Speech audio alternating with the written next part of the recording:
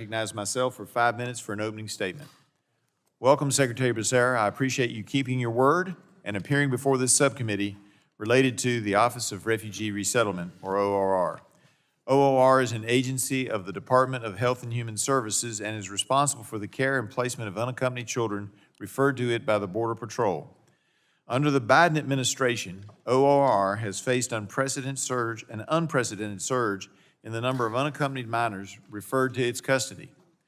The numbers of unaccompanied minors crossing our border is astronomically high. From fiscal years 2018 through 2020, ORR averaged around 44,500 referrals per year. As of March 31st, 2023, which is the last time ORR made their numbers public, the agency had received almost 60,000 referrals in fiscal year 2023, putting the agency on pace for over 120,000 referrals for the third year in a row. Now, you and I don't agree on the policies that brought these children to our border, but I believe no matter the policies, once they are in our care and we have taken on the responsibility for them, we must care for them properly. Today's hearing is to take stock of how HHS and ORR have responded to the surge of these children. When thousands of vulnerable children were in ORR custody by an agency under your leadership, what was the message you sent to the frontline workers managing the border crisis? Hopefully, it was to make sure that these children are placed in safe environments with people they are actually related to. Hopefully also was to make sure that state and local child welfare agencies were aware that vulnerable children were being placed in their jurisdictions and would likely need services.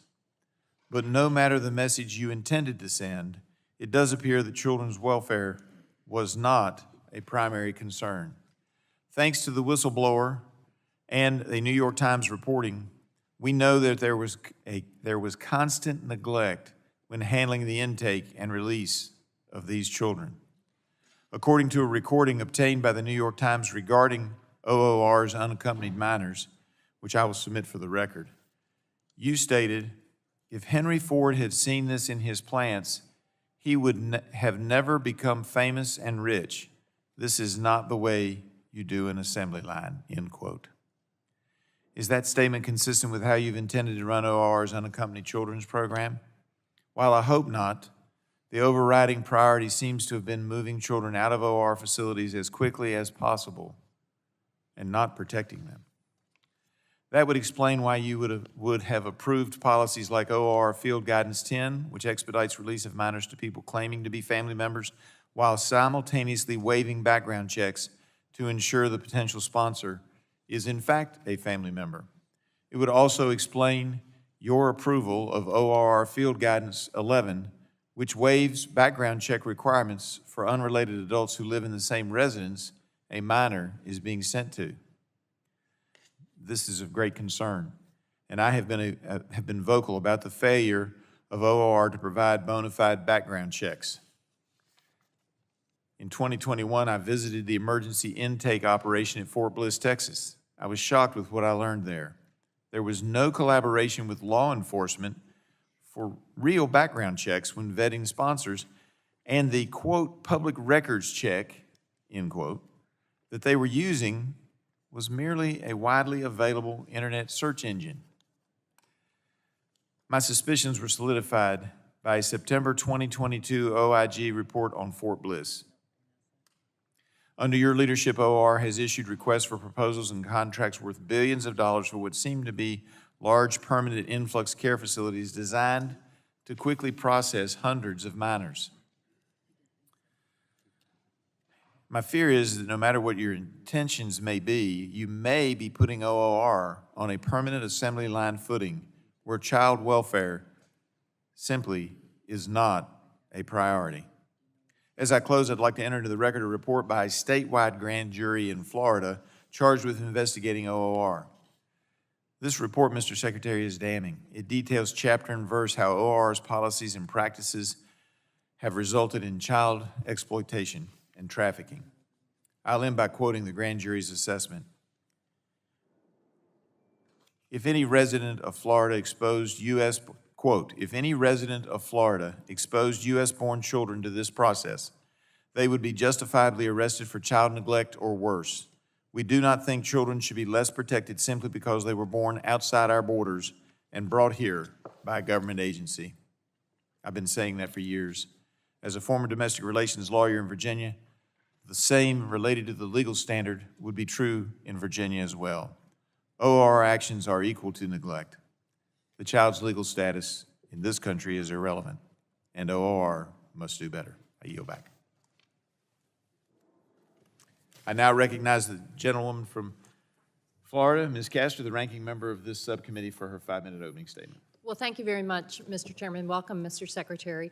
Unaccompanied children seeking refuge in the U.S. are some of the most vulnerable among us.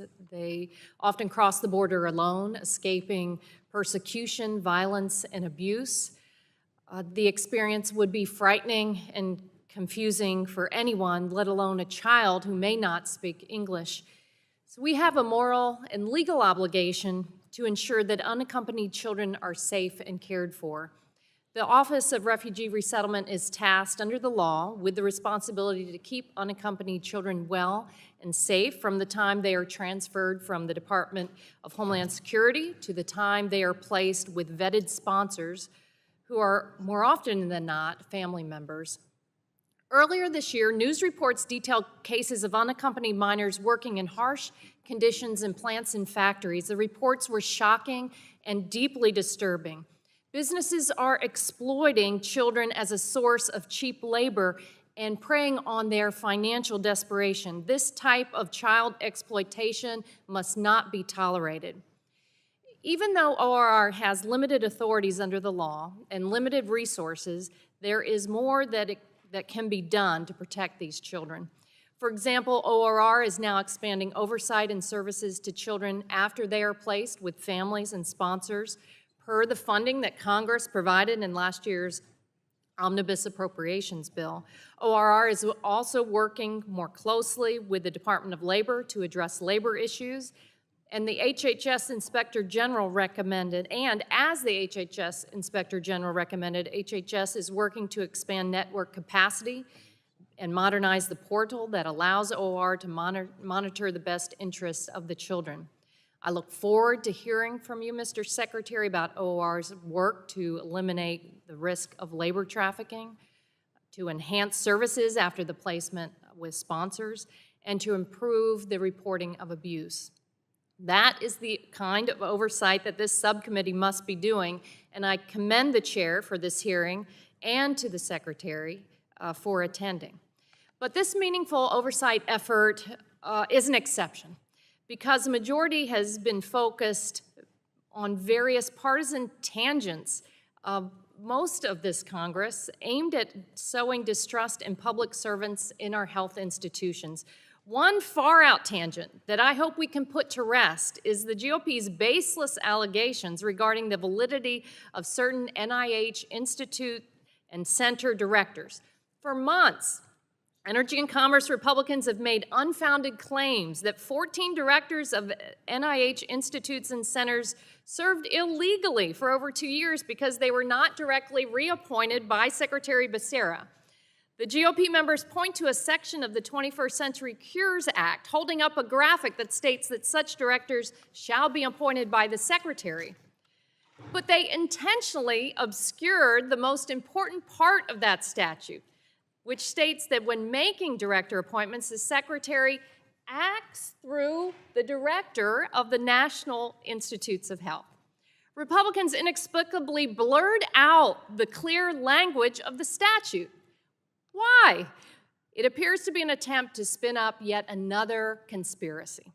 This is especially bizarre because it was Republicans who insisted on transferring the authority to appoint NIH-IC directors from the Secretary to the Director of NIH over the objections of the Obama administration in 2016. It is wrong to deliberately mislead the public, and it is strange to do so involving language that GOP members wrote themselves. This Congress, my Republican colleagues have taken every opportunity to intimidate scientists and malign public health officials. In sowing distrust in our vital health research agencies and public health experts, Republicans are playing a dangerous game. Americans depend on the work of these dedicated public servants to keep us safe and healthy, and it's time for the harassment to end.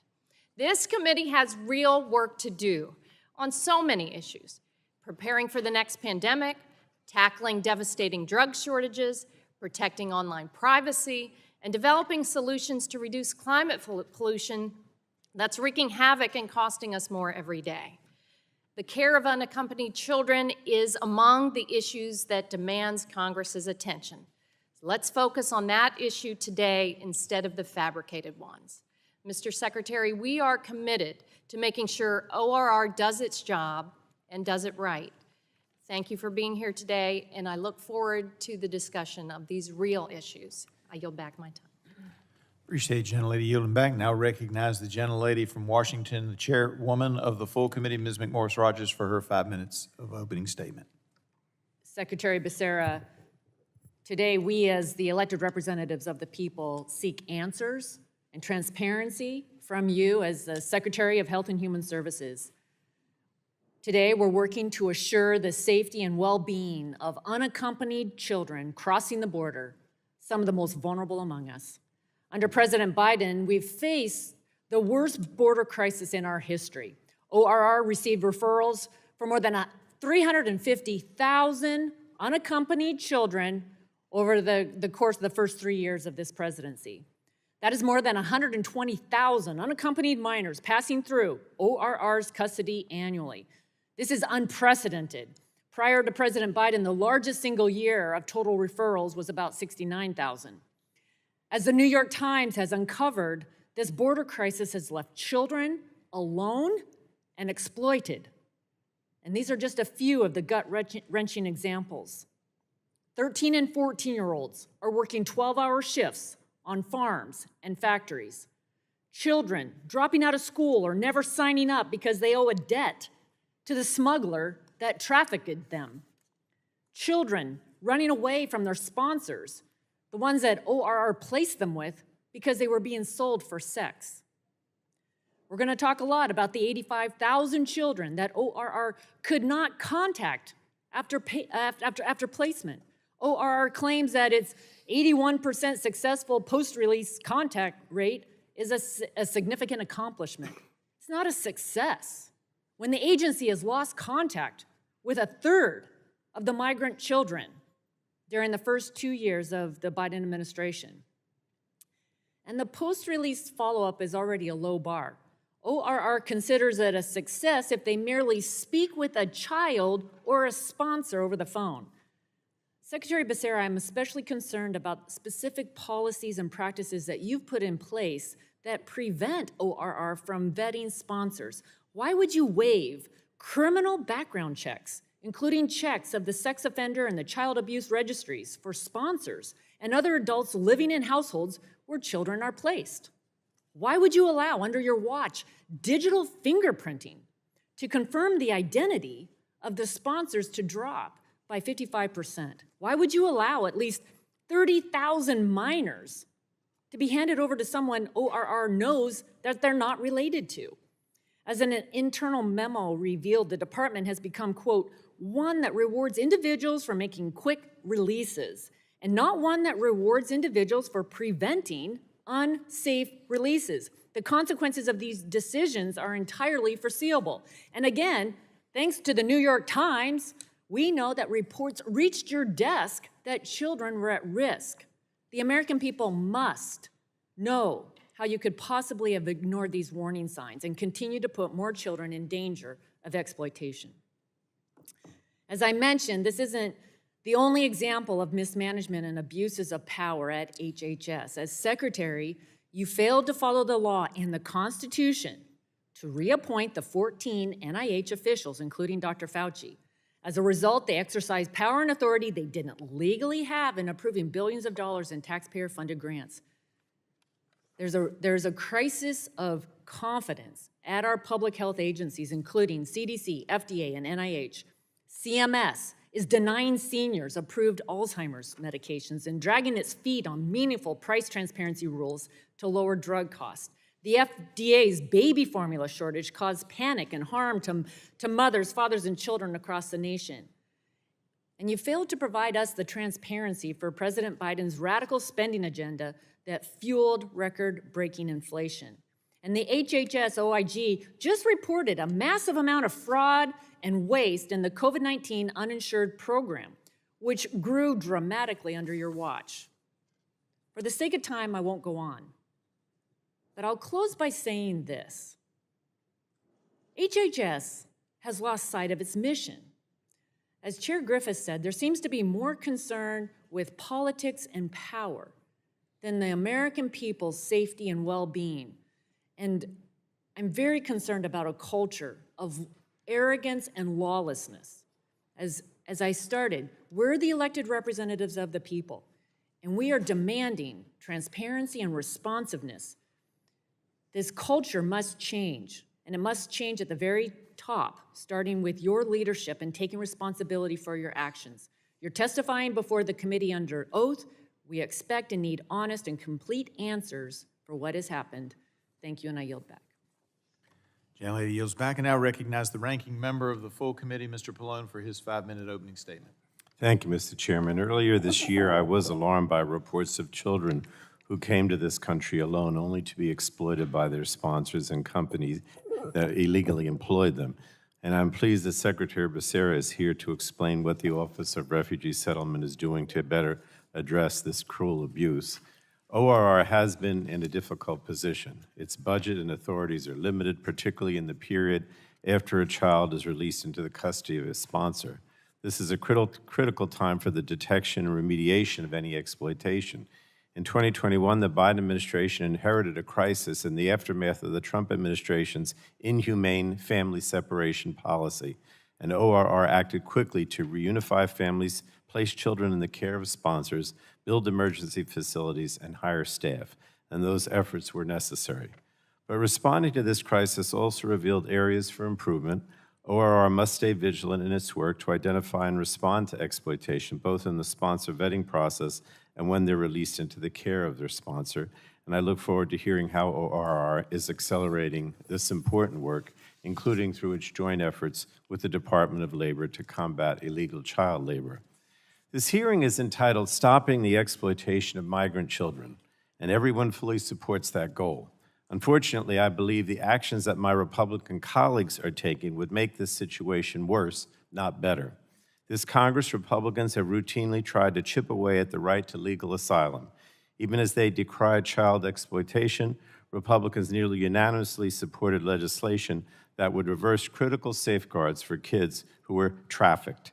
And this Republican action would leave these kids in Department of Homeland Security facilities for up to 10 times as long as the legal limit. And Republicans continue to cave to their extreme right wing of their party by pushing for dramatic budget cuts that would set back any progress that ORR has made in protecting unaccompanied minors. For example, most recently, House Republicans on the Appropriations Committee are pushing an annual funding bill that would cut the unaccompanied children's program funding by $3.3 billion in the upcoming fiscal year. This drastic funding cut would severely hinder the office's ability to provide services like mental health care and legal services that would help detect and prevent the very kind of abuse that this hearing is supposedly about. And frankly, tearing down important agencies rather than supporting their essential work has been a theme this year under the Republican majority.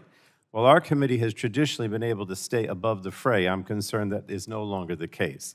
The Republican majority continues to push a legally flawed theory that 14 National Institutes of Health centers and institute directors were improperly appointed.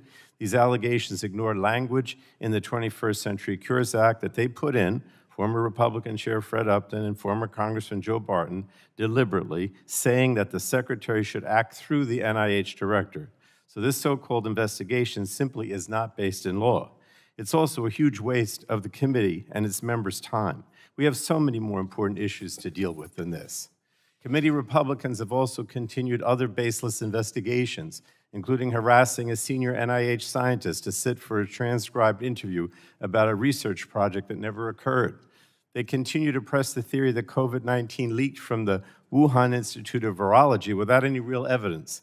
They're fixated on manufacturing partisan scandals to discredit the work of our public servants, intimidate researchers, and promote frivolous litigation. Again, we have so many more important issues to deal with. The Republican majority's attacks only distract from the important oversight work that children deserve and that Americans depend on. And I look forward to hearing from Secretary Becerra about how ORR plans to identify and respond to violations of children's rights. But again, thank you, Mr. Chairman, and I look forward to hearing from the Secretary. That concludes, thank you, Mr. Ranking Member, for yielding back. That concludes the members' opening statements. The chair would like to remind members that pursuant to committee rules, all members' written opening statements will be made a part of the record. Please provide those to the clerk promptly. We want to thank you, Mr. Secretary, for being here with us today and taking your time to testify before this subcommittee. You will have an opportunity to give an opening statement followed by a round of questions from members. I think it's pretty obvious that our witness today is Secretary Becerra of the Department of Health and Human Services. We look forward to hearing from you, and I will now recognize you for your opening statement. You want me to swear him in first? All right. I was going to let you give your opening statement before we swore you in. You are aware this committee is holding an oversight hearing, and in doing so, we have the practice of taking our testimony under oath. Do you have any objection to testifying under oath? You are also entitled to, seeing no objection, will proceed. The chair advises you are also entitled to be advised by counsel pursuant to House rules. Do you desire to be advised by counsel during your testimony today? And the witness has indicated that's not necessary, so if you would please rise and raise your right hand.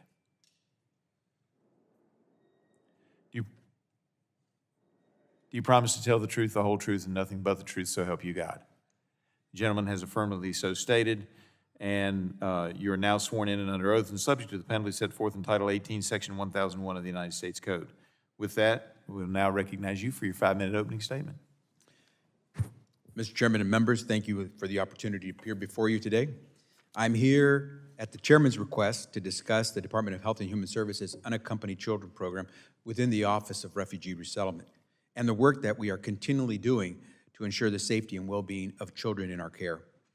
The UC program's mandate is directed at providing temporary care and shelter for unaccompanied children and securing appropriately vetted sponsors who can assume custody and provide a home for the children during the pendency of their immigration proceedings.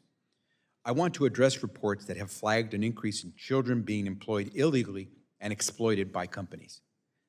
This is real, it's repulsive, and it's unacceptable. I say this as the son of a road construction worker who, as the oldest child, had to leave school after the 6th grade. He never got to go back. Unlawful child labor is not limited to migrant children, but unaccompanied children released from ORR custody may be particularly vulnerable to unscrupulous employers. HHS is coordinating with the Department of Labor and other partners to assist their efforts to further crack down on illegal child labor. At HHS, we follow the law. Employers and companies should do the same. HHS is proud to do our part in the critical work to care for unaccompanied children. We have a dedicated team of professionals at ORR who oversee their care and placement with vetted sponsors. I hold our team and the entire department to the highest standard to ensure we are delivering on our mission to provide care that is in the child's best interest. Let me be clear about how we approach this work. ORR funds nearly 300 programs in 27 states, such as shelter programs, transitional care, long-term care, group homes, staff-secure facilities, and residential treatment centers.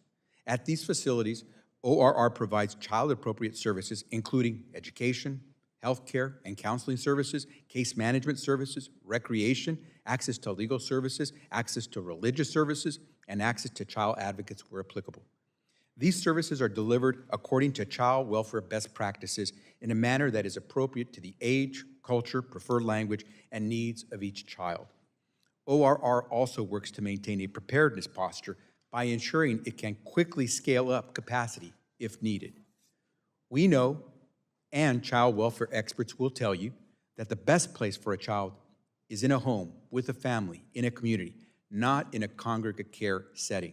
That is why we work so hard to find appropriate custodial sponsors for these children.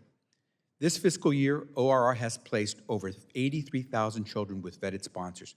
More than 85% of those children released to vetted sponsors were placed with a parent, legal guardian, or close family member. The average length of time a child spends in HHS care before being placed with a vetted sponsor is currently less than 1 month. Of course, it is not always possible to place a child with a parent, legal guardian, or close family member. In these cases, which is fewer than 15% of children, OR takes steps, additional steps and precautions in the sponsor vetting process prior to the placement of the child. HHS's custodial responsibility for unaccompanied children legally ends once we place them in the custody of a vetted sponsor. Nevertheless, ORR has enacted policies to help identify challenges and opportunities to support and protect children following their release from HHS's custody. This is where there seems to be the most misunderstanding, Mr. Chairman. In fact, I heard that just a while ago. So, Mr. Chairman, let me repeat what I just said.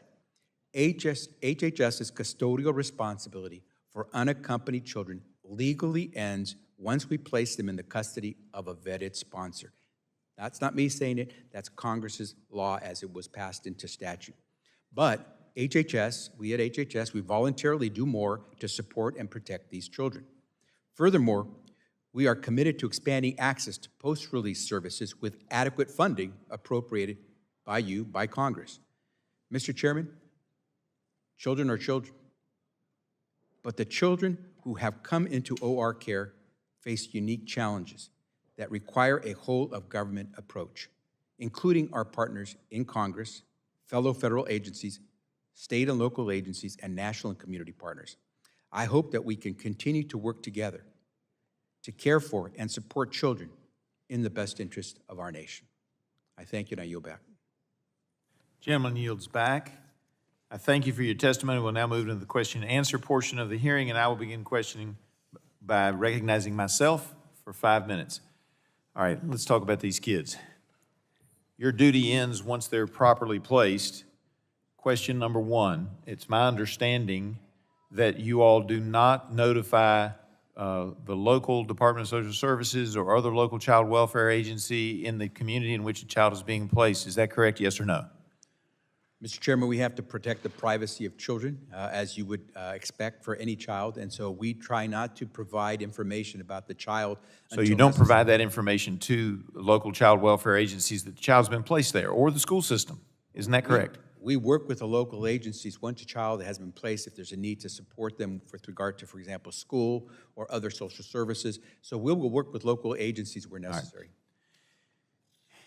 When a familial relationship is claimed, do you all do any kind of a DNA test to establish a genetic link between the sponsor and the child? And I asked that question, and it became more poignant last night as I was watching Sound of Freedom, because the bad guy was bringing a child who'd been kidnapped across the border. The good guys were there to intercept, but he presented fake documents claiming to be the uncle of the child. So do you all do a DNA test? Because I just got to tell you, Mr. Secretary, my information indicates that you all only do a DNA test in about 23% of the cases, and that's usually looking for child predators of some sort, not familial relationship. Is that true? Mr. Chairman, we go through a thorough vetting process for each and every sponsor. We make every effort to try to find the closest relative for that child. And one of the tools that we use is DNA testing, voluntary DNA testing. But you don't do that in every case where familial relationship is claimed. Isn't that true? Well, we make sure we verify the identity of the person. So, for example, we will use birth certificates. We will use other documentation that proves who the individual is. But a birth certificate coming from another country, just like the passports presented in the film last night, may be forged. You would agree that documents can be forged, and that's not necessarily reliable. Man, I just got to tell you, I'm a member of Ancestry.com, and I have their DNA test. They can tell me about fourth cousins that I never knew existed on my father's side. There's a way to do this, and if we're truly going to properly vet before we place these children, we need to be doing more DNA testing. Let me move on. And that's why we use DNA testing where it can help. Well, occasionally. I'd like to go over the sponsor vetting process in more detail. I checked this morning, and field guidances 10 and 11 are still in effect.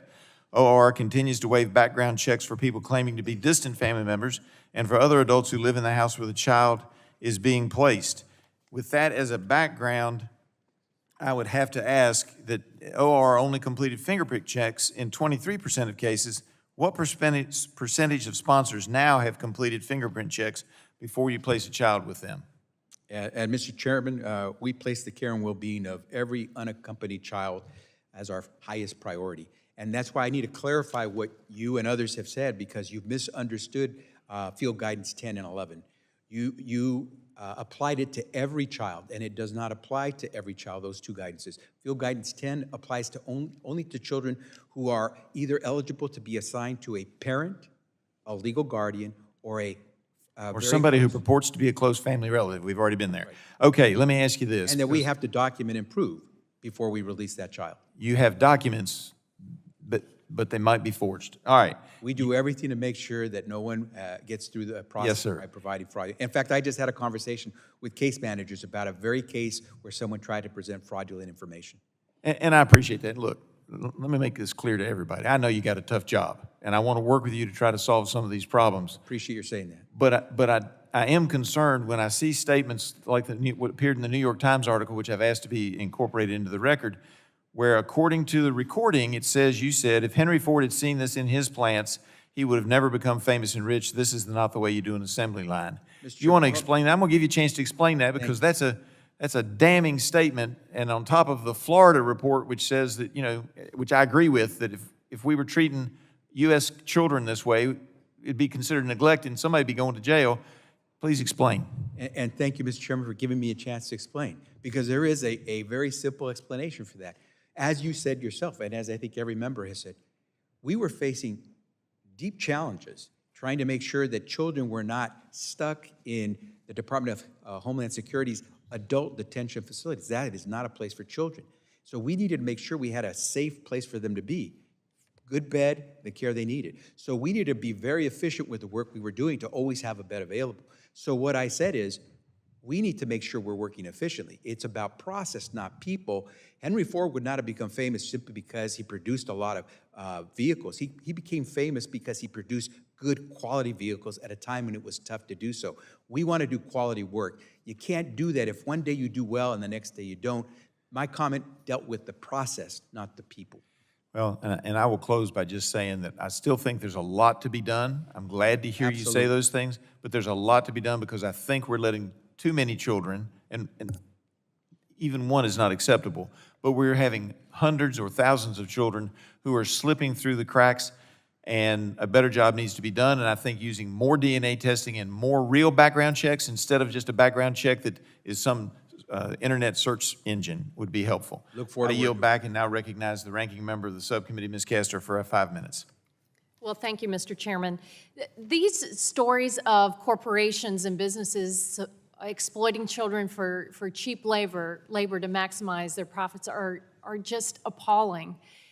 So I've learned digging into this that after HHS and the Office of Refugee Resettlement places an unaccompanied child with a sponsor, often a family member, that the legal authority for HHS ends. But as Congress provided in the last appropriations bill, we've given extra money to ORR to do better, to begin to allow HHS to provide post-release services to all unaccompanied children. And HHS has set a goal to do that for all children by 2024. I'm pleased that ORR has doubled the rate of children receiving such services from fiscal year 21 to 22, and Congress now needs to monitor the progress here. When you say that ORR will provide post-release services to 100% of unaccompanied children, what does that mean in practice? And what kind of services and support can children expect to receive? Congressman, first, I want to thank you for making it clear. I mean, it is tough to do work when you don't have the legal authority to do more.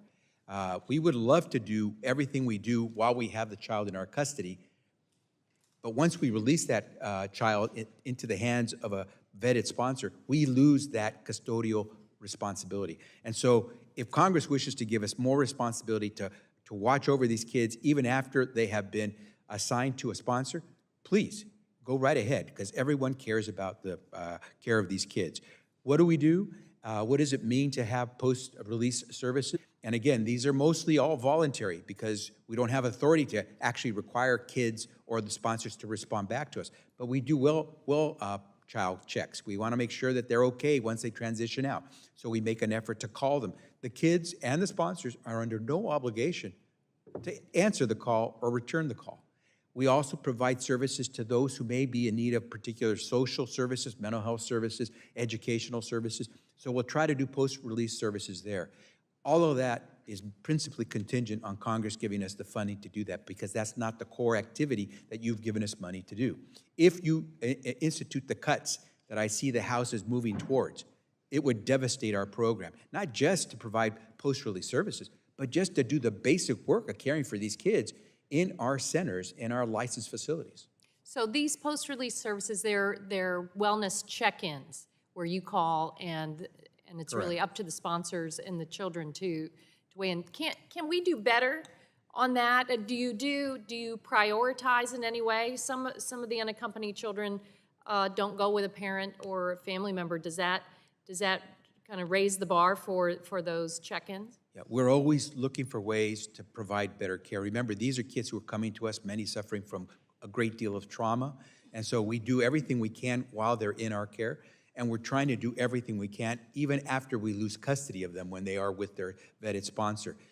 So we're constantly looking for ways to do that. One of the ways we're doing that, especially on labor exploitation, is working with the Department of Labor through a formal memorandum of agreement where we will try to each share information so we can track if an employer is being abusive and if there's a child who may be the subject of abuse in labor.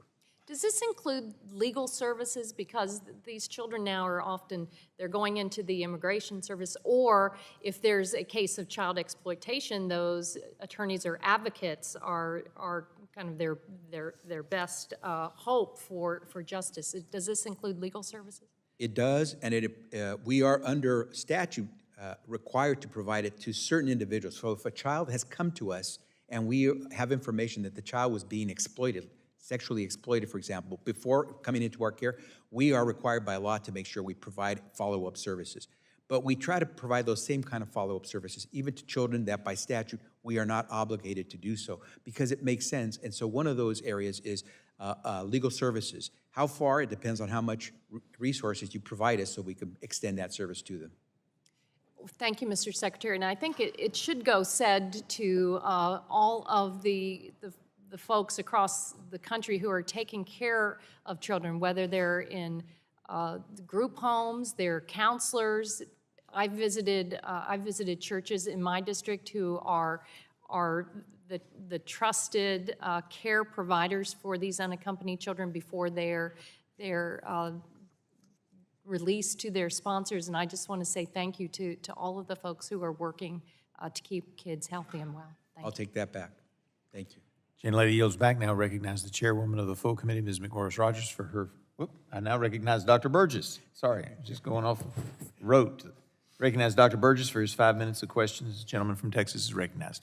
Thank you, Mr. Chairman. And I do want to start out by saying it is this committee, indeed this subcommittee, which established a lot of the parameters for the care of the unaccompanied immigrant child going back to 2014 when we had the vast influx of Central American children down at Lackland Air Force Base in San Antonio.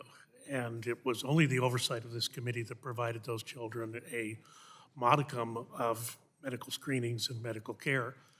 Now, continuing on the chairman's line of questioning about the use of verifiable DNA evidence, it was actually found in the previous administration that when you did that, and that's a little upstream from your responsibilities, but when there was an attempt made to verify parentage or familial relationship, those cases dropped dramatically because the people who were using a child as basically a get-out-of-jail-free card to come into this country recognized that if they were a non-match with genetic material, they were going to be charged with kidnapping.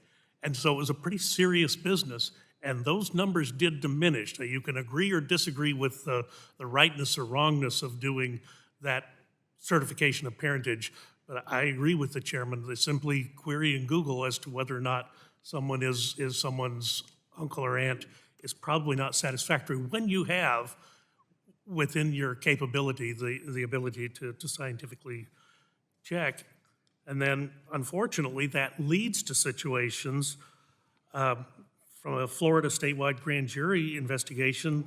A single-family home in Austin, Texas had more than 100 children sent to it by Office of Refugee Resettlement, not by the cartels, by you all. Another Texas address had 44 children, and a third had 25. Again, sent to them by ORR, not by the cartels, but by you.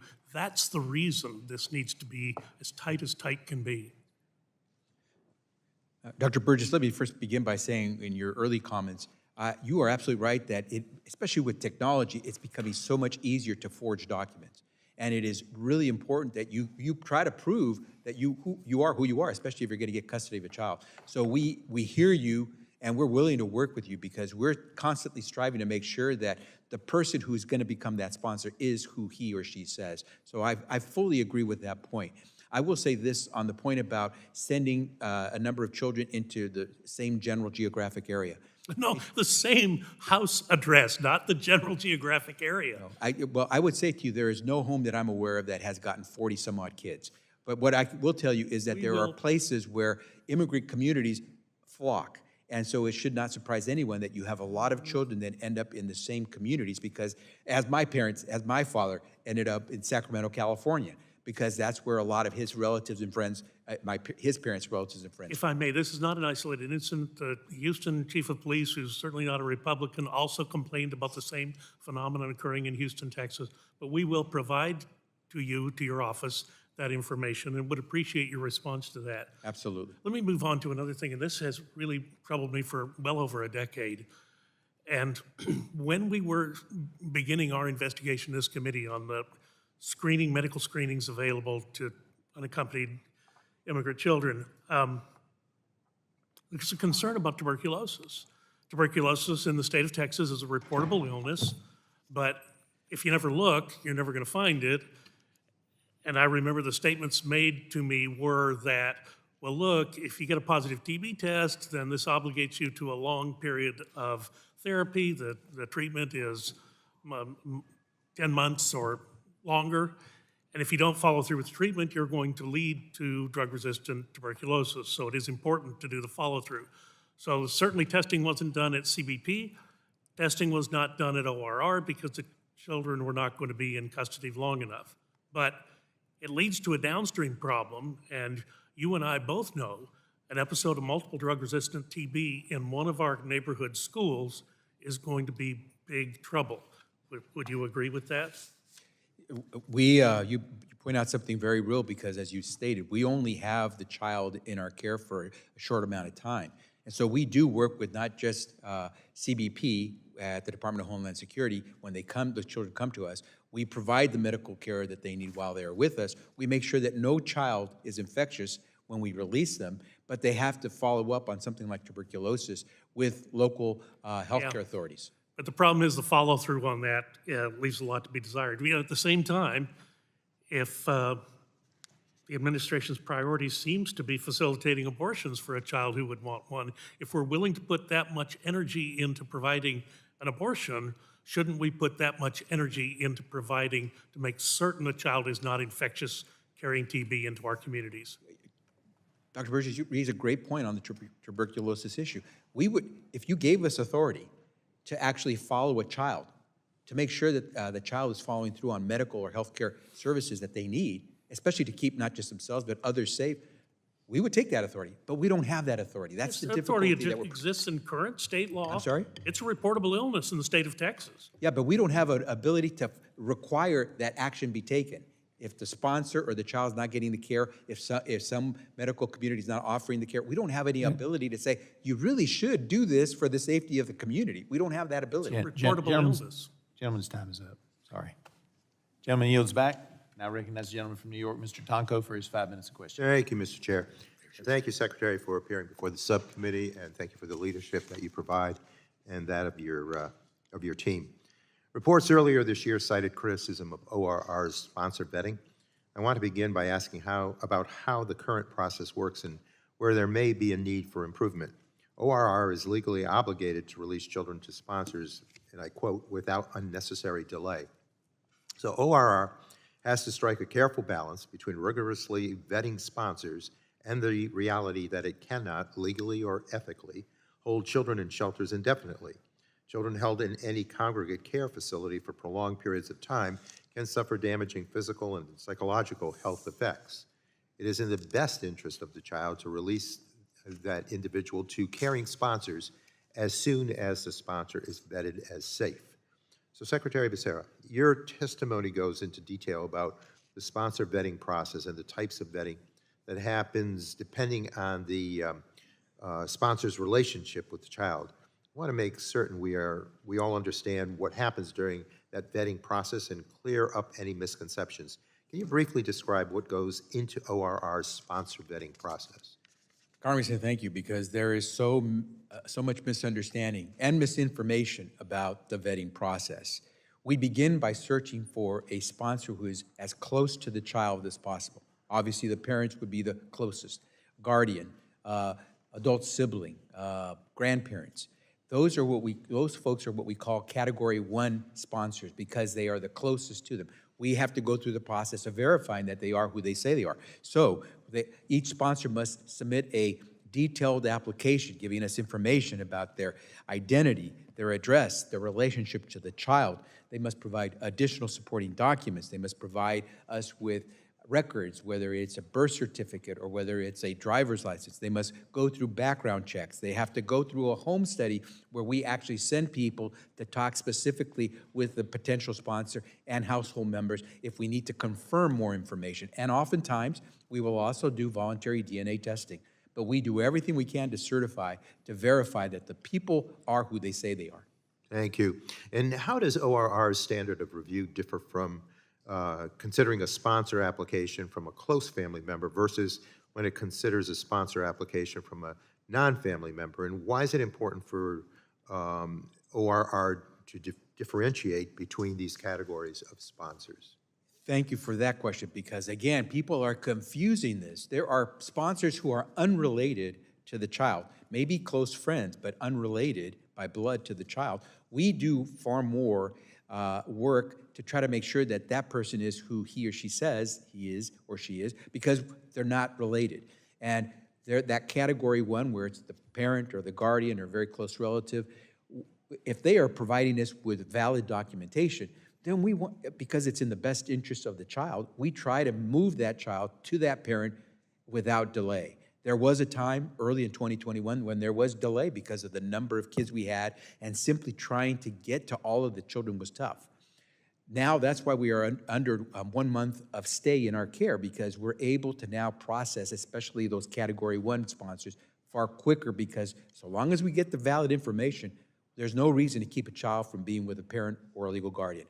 If you're a relative but not a real close relative, well, we have to do more vetting to make sure that you are who you say you are. We contact the parents in the home country. We ask them to verify. We ask the children, do you know this individual? We go through a number of steps. That's why virtually all of the children that we release to a vetted sponsor are related to that sponsor, because we make every effort to make sure it's with family.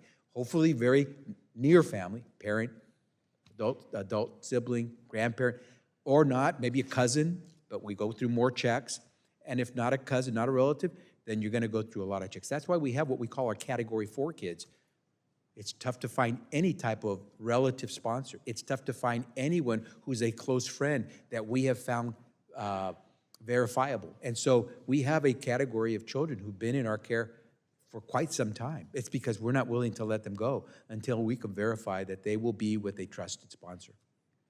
Thank you, sir. And Mr. Secretary, how is ORR evaluating its sponsorship guidelines in light of revelations of labor abuses happening post-release? Congressman, as I said, my father was one of those kids. There was never any problem with him finding work, even though he was not even a teenager. And there were occasions when he would not get paid for his labor. We've known about child labor for a long time. It's not just migrant kids, but certainly with migrant kids. We have an obligation to do everything we can, and with every authority we have, and even beyond that, we're going to do everything we can to provide health and safety for those children, even after we've lost custody and care of that child. Mr. Secretary, I again appreciate you appearing before the subcommittee, and thank you for your responses. Thank you. I yield back, Mr. Chair. Gentleman yields back. Now recognize the gentleman from Kentucky. Thanks, Mr. Secretary. Thanks for being here. And I just want to say, I'm sorry the tone that our ranking member took on this, because we all want to solve this problem. Nobody here wants children to be mistreated and move forward. Now, we could think we should control the border first and not have them here. But once they're here, we have to absolutely take care of them. I know we share that. We absolutely share that. So just kind of following on what Mr. Tonka was asking, you talked about non-related children. So there was a May 2023 audit that the Office of Refugee Resettlement's Inspector General found that 340 migrant children were released to non-relative sponsors who are already caring for other migrant children. And so you talked about you have to do the extra checks if they're not related. And my understanding, the OR must conduct in-depth home studies on sponsors who are sponsoring multiple unrelated children. How frequently does that take place? With a category 1 where we know that there's a parent and we just have to verify the parent, we really don't usually do the home studies. Right, these are the unrelated, have multiple Well, migrants. and Congressman, I want to point out, if we get some kind of click back after a background check where there's something suspicious about the background, even of the parent, we won't let the child go, even if it's a parent, until we can confirm that it's okay. We may do the home study even in that situation. But with someone who's not related, we definitely do the home study. We go in, we do the interviews, we try to make sure we can test the veracity of the person who's seeking to sponsor. And with someone who's not related, we also do checks of the other adults in that household. I know sometimes that system gets overwhelmed, but that's done every time? With anyone who is not a related, a potentially related sponsor, yes. It's a rare exception if it doesn't, but it does most of the time. I understand that sometimes you get, so getting back to the labor situation, it's really concerning to all of us. I think I know we're all concerned about it. In February of this year, the Department of Labor found 102 children working in overnight jobs. And there was the situation with caustic chemicals to clean razor sharp saws. You know, we know that. So when that happens, how quickly do you respond? Does your office respond to that? And Congressman, this is the point about all the misunderstanding going on. You all in Congress, when I was in Congress with you, we did, and as Congressman Burgess pointed out, this is, for years, we've had to live with the existing authorities that we have. We can't go to an employer and say, hey, you can't employ this kid. You're violating the law. We don't have the reach, the authorities to go do that. What we can do is try to reach the child and the sponsor and say, how are things going? But as I said earlier, we don't have any ability or requirement to say to that child or sponsor or the employer, get back to us and check in with us. And that's the difficulty here is our authorities are very limited. If you wish to give us further authorities, we will absolutely work with you towards that. Okay, so we need to debate that, obviously, and if that's appropriate, we ought to absolutely do that. So getting back to that, so the Department of Labor does have that. I understand there's a division in the cabinets with you. So your colleague Robin Dunn Marcos, the Director of Oversight Refugee Resettlement, stated in the House Oversight and Accountability Committee last month that you're working to strengthen the relationship with the Department of Labor and reducing them. Could you just update us then? I know that you don't have the authorities, Department of Labor does, but there's also some synergies that you guys can create because of the children. And so what's the status of that? We have expanded the data sharing, and that's sometimes difficult because all that information, especially for children, is very private. So how we can share data, making sure that we don't violate anyone's rights to the information, helps because if they have sight of a sponsor that we, for example, have found was trying to fraudulently get a child, they may say, hey, that name happens to come up when we do our search, and that helps them do their work. Vice versa, if they give us names of employers who are unscrupulous, if we see that all of a sudden one of those employers happens to be someone who's applying to be a sponsor, it helps us be more cautious. So we're sharing data. We have a memorandum of agreement to work more formalized. We've been doing this for a while, but this means we're trying to do it even more strongly. We're also going through training. We're training some of their folks at DOL to understand how ORR does its work. And DOL is training some of our folks in ORR and at HHS so that we understand better how they do their work. So this way we have insight about what we should try to do. Are you already seeing fruits of that? Have you come across, I know we don't hear about every case that this happens. Have you seen where that synergy has worked? Absolutely. Some examples? Absolutely, the data sharing. So we're able to better track. We were talking a little while about what we call hotspots, where there seem to be a lot of children who are being exploited for labor and where we may see a lot of migrant families. And what we then do is say, okay, we got a report from DOL that there's a lot of illegal hiring of kids in this community. Then we try to zero in to find out, okay, are we getting people who are trying to sponsor some of our children from that community? Yeah, for the purpose of that, yeah, exactly. Well, thank you, and my time has expired, and I'll yield back. Gentleman yields back. Now recognize Mr. Peters of California for his 5 minutes of questioning. Oh, didn't see you slip in. Yeah. Recognize Dr. Ruiz for his 5 minutes of questioning. He slipped in and he has seniority. Stealth. It's what you call a good second baseman, just getting it done quickly. So thank you for being here. Thank you, Mr. Chairman. Congress established the Office of Refugee Resettlement in part because putting children in indefinite adult immigration detention is unconscionable. I think back to just a few years ago when so many children were kept in protracted immigration detention, often in literal cages and separated from their families. These conditions were so abhorrent that I introduced a bill, the Humanitarian Standards for Individuals in Customs and Border Protection Custody Act, that would establish minimum standards of care in these facilities and ensure these children had access to basic human necessities while they awaited further processing. Unlike in immigration detention, in ORR care, children are provided with housing, shelter, clothing, educational services, and medical care. Republicans this Congress have proposed transferring some of the ORR's responsibilities to the Department of Homeland Security, but that would threaten the well-being of unaccompanied children. Instead, we need to focus on how ORR can best meet its obligation to provide high-quality care for children, including case management services by trained professionals that can provide culturally competent, trauma-informed care to this vulnerable population. Last year, the Office of the Inspector General released a report that documented concerning deficiencies in case manager training and skills, and ORR has commendably made significant strides to address them. So, Secretary Becerra, what changes is ORR making to improve case management standards, particularly to ensure case managers are well-trained and have relevant skills to serve unaccompanied children? Congressman, thank you for the question because that's the core of our work. And now that we have gotten into a rhythm and figured out how to best try to make the process work, we're able to train to that. So that way we have a consistency. So no child is treated differently when it comes to having the same opportunity to be placed with a reliable, vetted sponsor. And so the training has improved.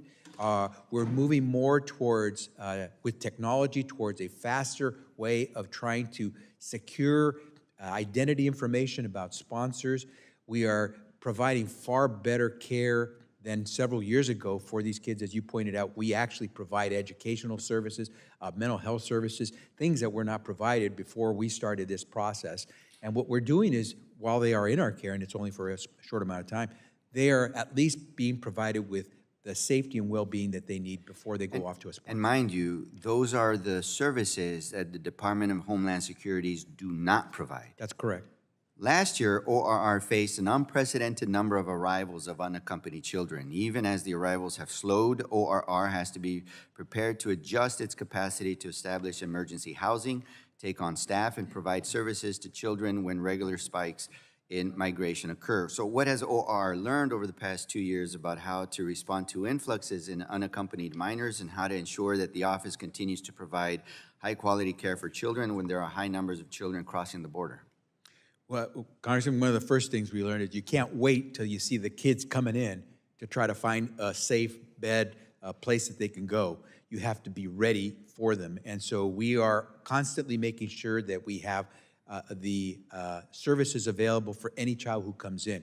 We also now work closely with the Department of Homeland Security to make sure no child is coming to us, for example, COVID positive, and then interspersed with kids who are not infected. So we segregate children so we can protect those who are not ill.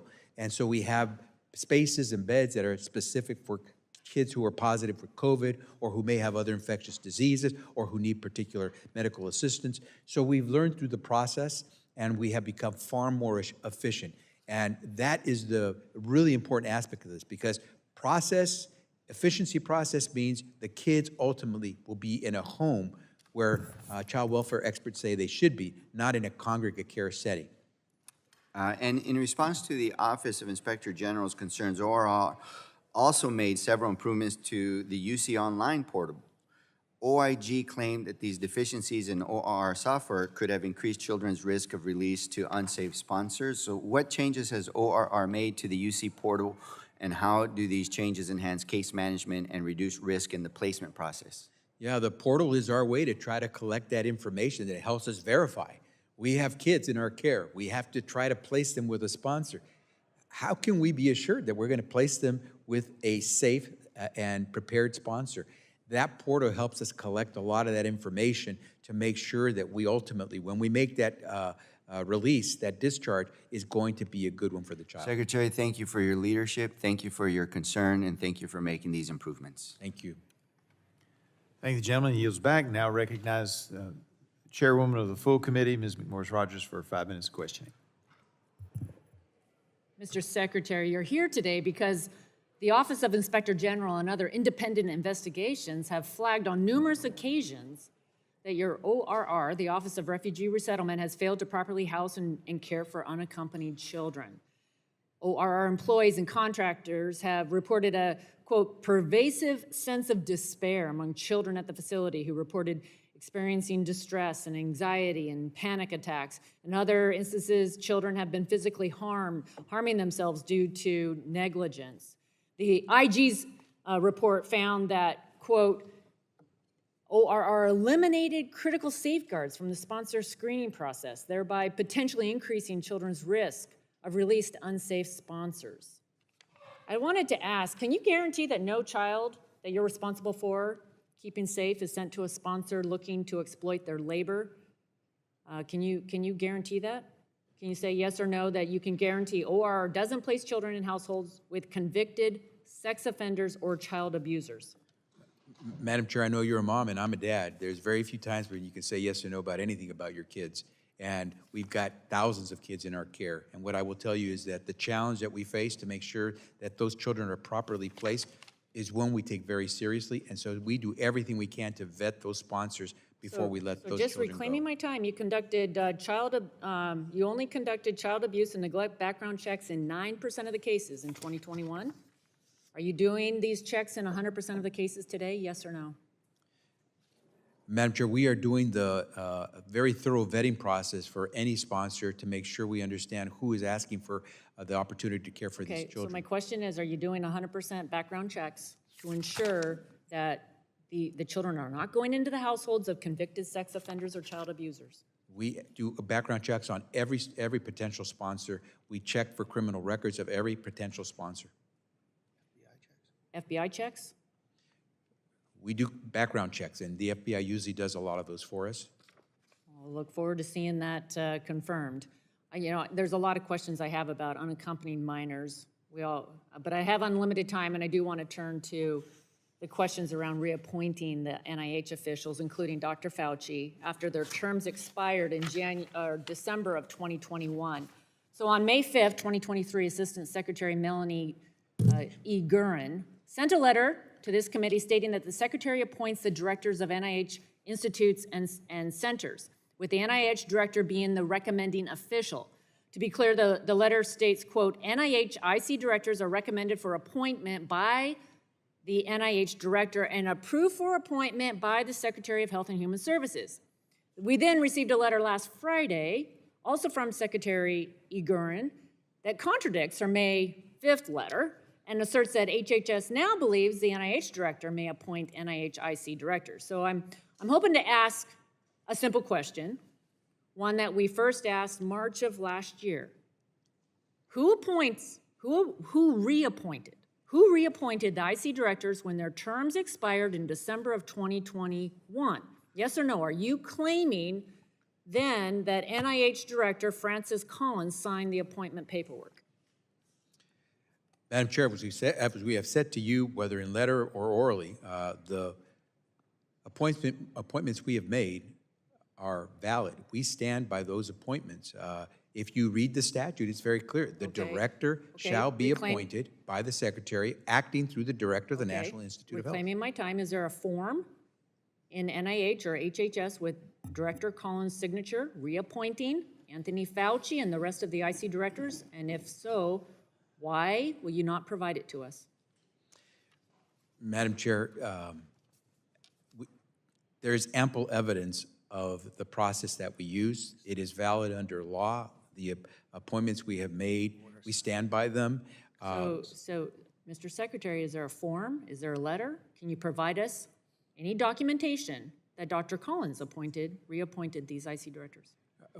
Although we have already provided you with a lot of information, I'm more than willing to have my Okay. team follow up with you on Okay. that particular question. I haven't seen it yet. On June 8th, 2023, June 15th, 2023, you signed affidavits ratifying the selection and prospectively reappointing certain NIH directors. Was that the first time you signed a document related to the reappointments? Can you just say yes or no? Again, Madam Chair, the evidence is before you, Okay. and it's ample. that we Okay, have- what evidence? The process that we've appointed, we've answered these questions in writing.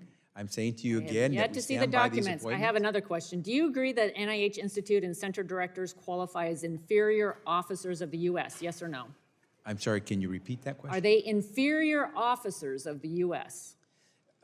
Again, Madam Chair, now, we can go into the questions of how to interpret a particular word here or there, but what I'm saying to you is that the appointments and reappointments of our personnel at NIH, our directors, was done validly. So, Mr. Secretary, you're an attorney, you have hundreds of lawyers. Does the HHS officials believe, under the Constitution, that the NIH IC directors are inferior officers or not? That's the question I'd like to have answered. And we believe that the process we used to appoint those NIH directors was valid. So are they inferior officers? Madam Chair, I could get back to you and have that conversation in more detail at some point if you want to work through Okay. my staff, but what I will tell you is that those Okay. IC directors are working Okay. properly because they were validly appointed and reappointed. Send the documentation, Mr. Secretary. I'd like to ask unanimous consent to enter into the record the New York Times article entitled, "In One Flaw, Questions on Validity of 46 Judges." And I'd like to suggest that you read it. It's about 46 patent judges who were appointed by the Patent and Trademark Office and not the Secretary of Commerce, and how the Department of Justice has all but admitted the appointments were improper. The situation is similar to this one, and the article makes clear, it's well established, inferior officers must be appointed by the President or the Secretary of the agency. Unanimous consent to enter this into the record. That would be taken up at the end of the hearing when we take up the other unanimous consent request. Thank you. Okay, I yield back. Gentlelady yields back. I now recognize, Mr. Peters has left. I recognize Ms. DeGette of Colorado for her 5 minutes of questioning. Oh, sorry, I did it again, sorry. Mr. Pallone has come back, and he is in order to get his questions asked. Mr. Pallone, 5 minutes of questioning. Thank you, Mr. Chairman. Earlier this year, the New York Times made the claim that HHS could not reach 85,000 children after they were released from ORR care. And we've seen the media and elected officials suggest that these children have gone missing.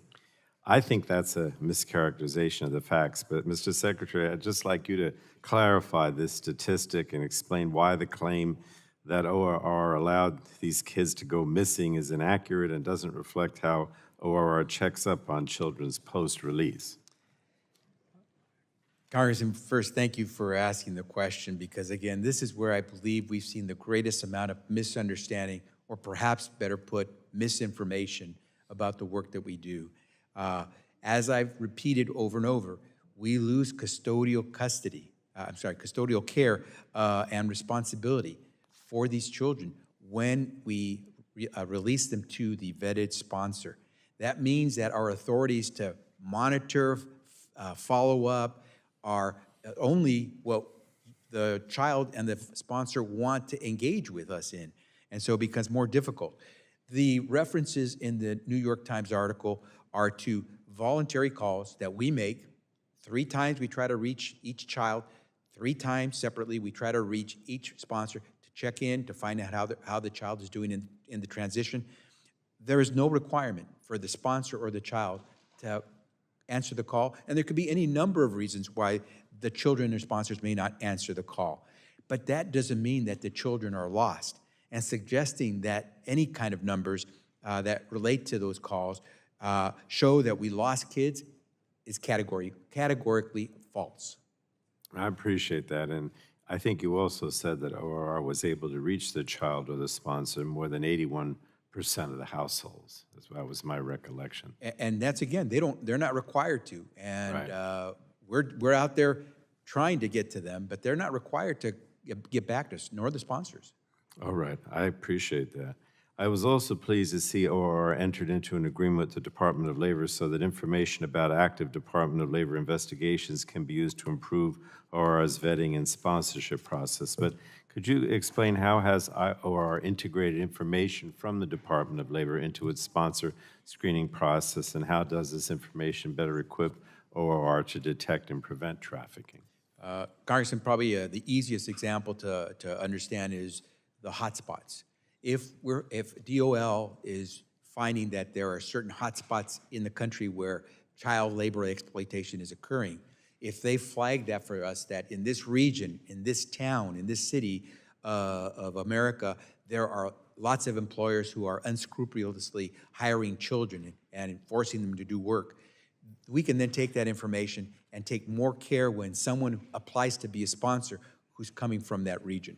We're able now with this more formalized memorandum of agreement with the Department of Labor to actually seek actual data, not just sort of the hotspot information, but particular data, which helps us dig deeper, go more granular in trying to find out if this potential sponsor is someone we should avoid. Thank you. Now, finally, I was appalled to see that even as the House Republicans expressed their outrage at the exploitation of unaccompanied minors post-release, Republicans on the Appropriations Subcommittee overseeing HHS funding recently voted in favor of a measure that would slash ORR funding by 60%. And, you know, this kind of cut would have devastating impacts on ORR's ability to identify and remediate labor abuses. I think you may have already commented on this, but if you want to say anything more about the impact of a 60% cut to ORR's funding in terms of the office's ability to address child exploitation and provide care to unaccompanied minors. Congressman, as I said, kids are kids. If it's your child or my child or anyone else's child, kids deserve our support and care. It would be impossible to do that if the cuts that are being proposed in the House Appropriations Committee were to go through. It would decimate our budget. It would make it tough for us just to provide the care while they're in our custody.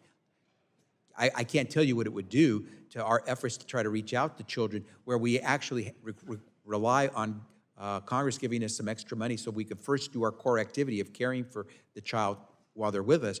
But then when we try to go out there and do more, once we release them to a sponsor, I don't see how we'd get to do any of those things.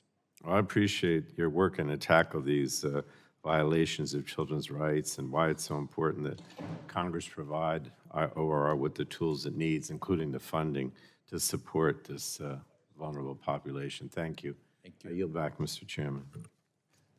Thank the gentleman for yielding back. Now recognize the gentleman from South Carolina, Mr. Duncan, for his 5 minutes of questioning. Thank you, Mr. Chairman. Mr. Secretary, good to see you again. You clearly care about children. Have you seen The Sound of Freedom? That's that new movie that's been put out? No, I have not. Yes, sir. I recommend that you see it. You know, globally, too many children disappear every year, never to be seen from again, sold into sex trafficking and slavery. Congressman, if I could just mention, I was former Attorney General in my state of California. I investigated, I apprehended, I arrested, and I prosecuted. And I appreciate that work. I knew of that. I know your heart. So the movie is phenomenal. I met with the HHS or the DHS guy in Columbia in 2014 with Ed Royce. The atrocities against unaccompanied children should come as no surprise, considering who this administration and U.S. Department of Health and Human Services is hiring to care for them.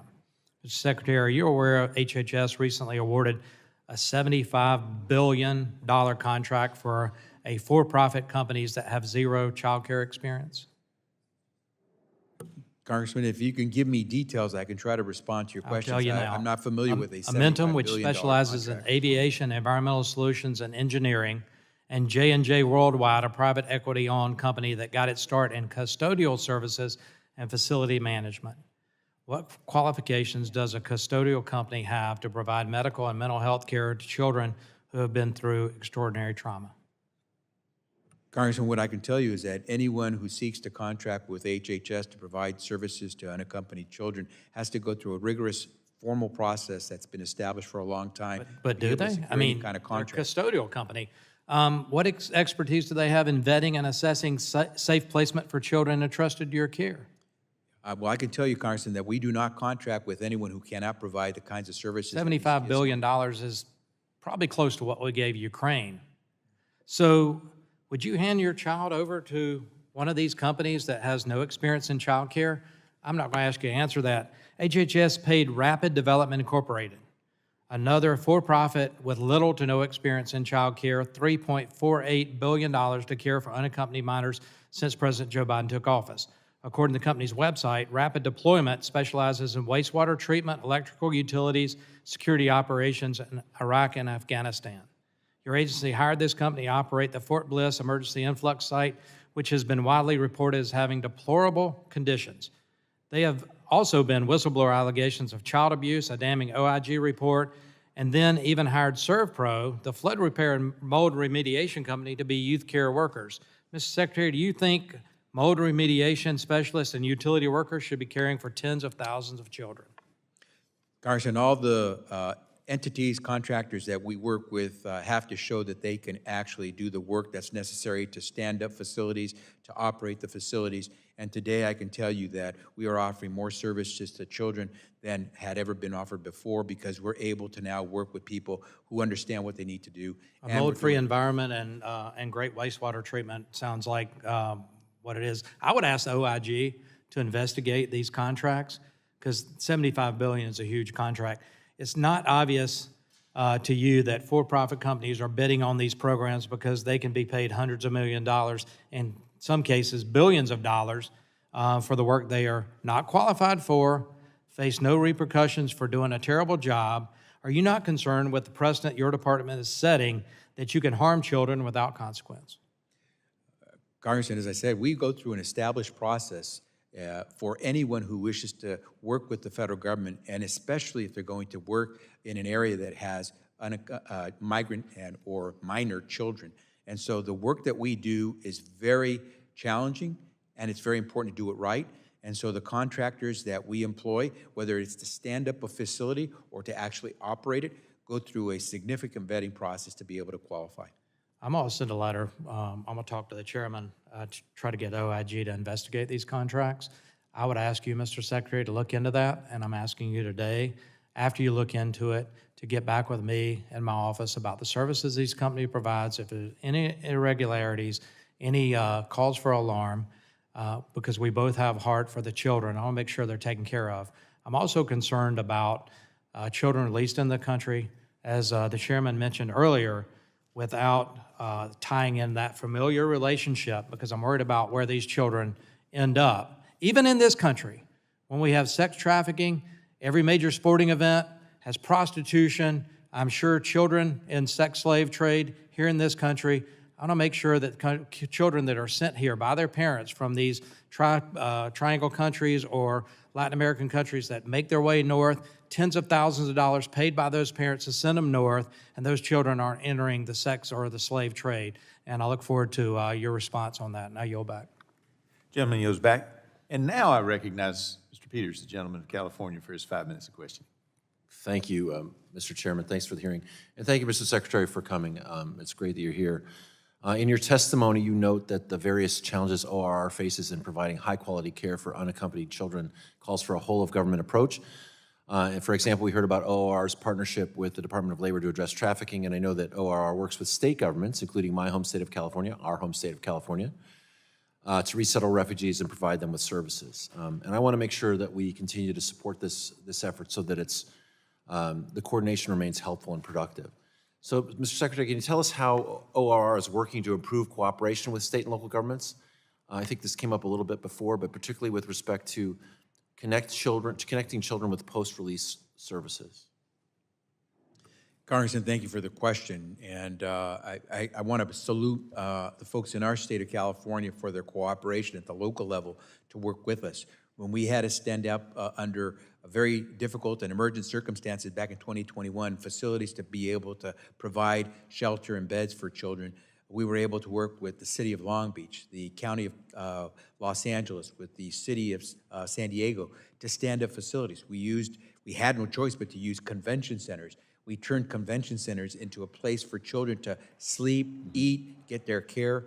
All those things were done with the strong cooperation of the local leadership in those cities and counties. That's what we continue to do with, once we have released a child to a vetted sponsor, where we can, as we've heard, we try to do post-release services. Sometimes we coordinate, we work closely with the local government services that are there, and we will do everything we can to make sure that we're working closely with our partners at the city, county, and state level.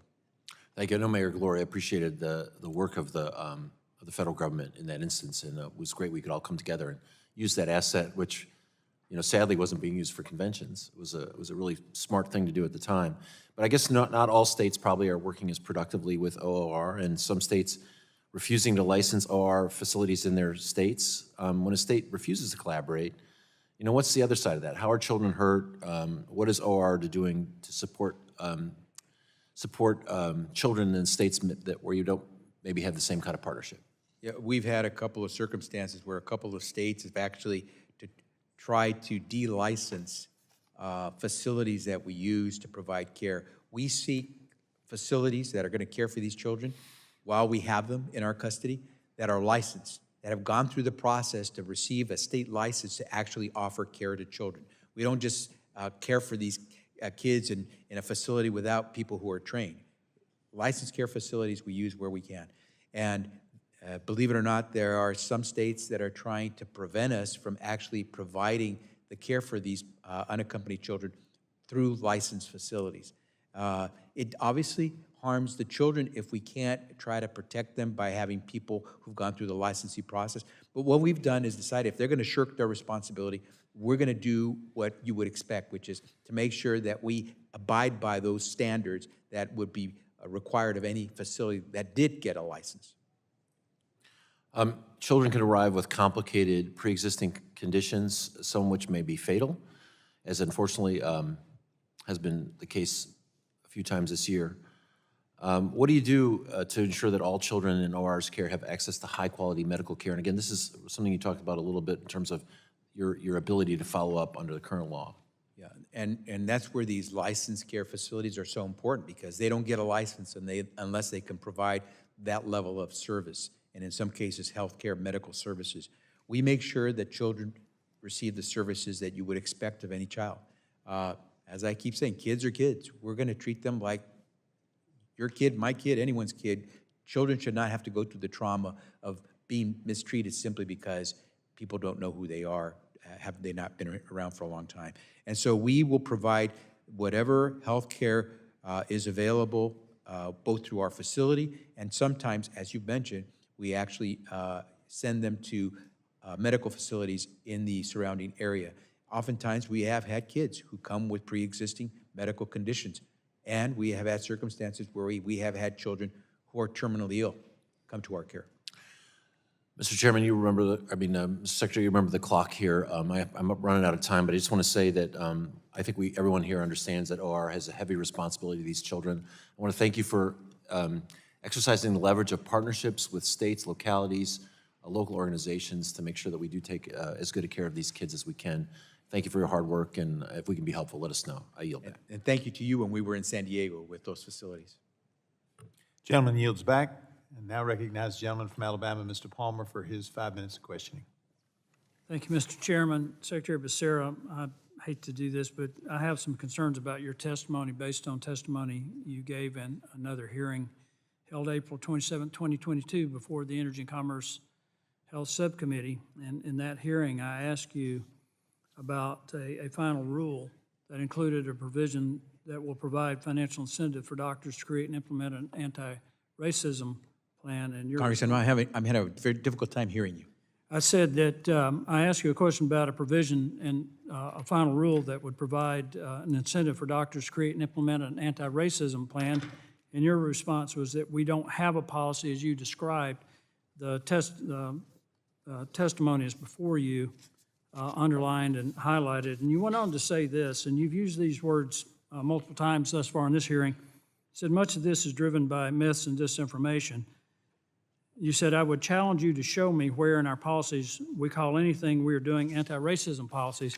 The very next day, in a Ways and Means Committee hearing, Ranking Member Jason Smith, now Chairman Jason Smith, asked you basically the same question, and you responded, and in my opinion, rather dismissively, that no such plan existed, and you said, I think it's unfortunate that too much misinformation and disinformation is put out there on what's being done.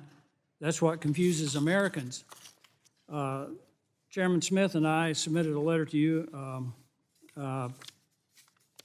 pointing this out, and we pointed out that that you said that HHS does not have a policy as I think were referring to me, described, and that much of this is driven by mis and disinformation. One day later at the Ways and Means Committee, you gave the same response to Smith's questions. You responded to Chairman Smith's letter. You did not respond to me. And at the bottom of that page, the create and implement an anti-racism plan improvement activity, IAAHE 8, which was adopted through notice and comment.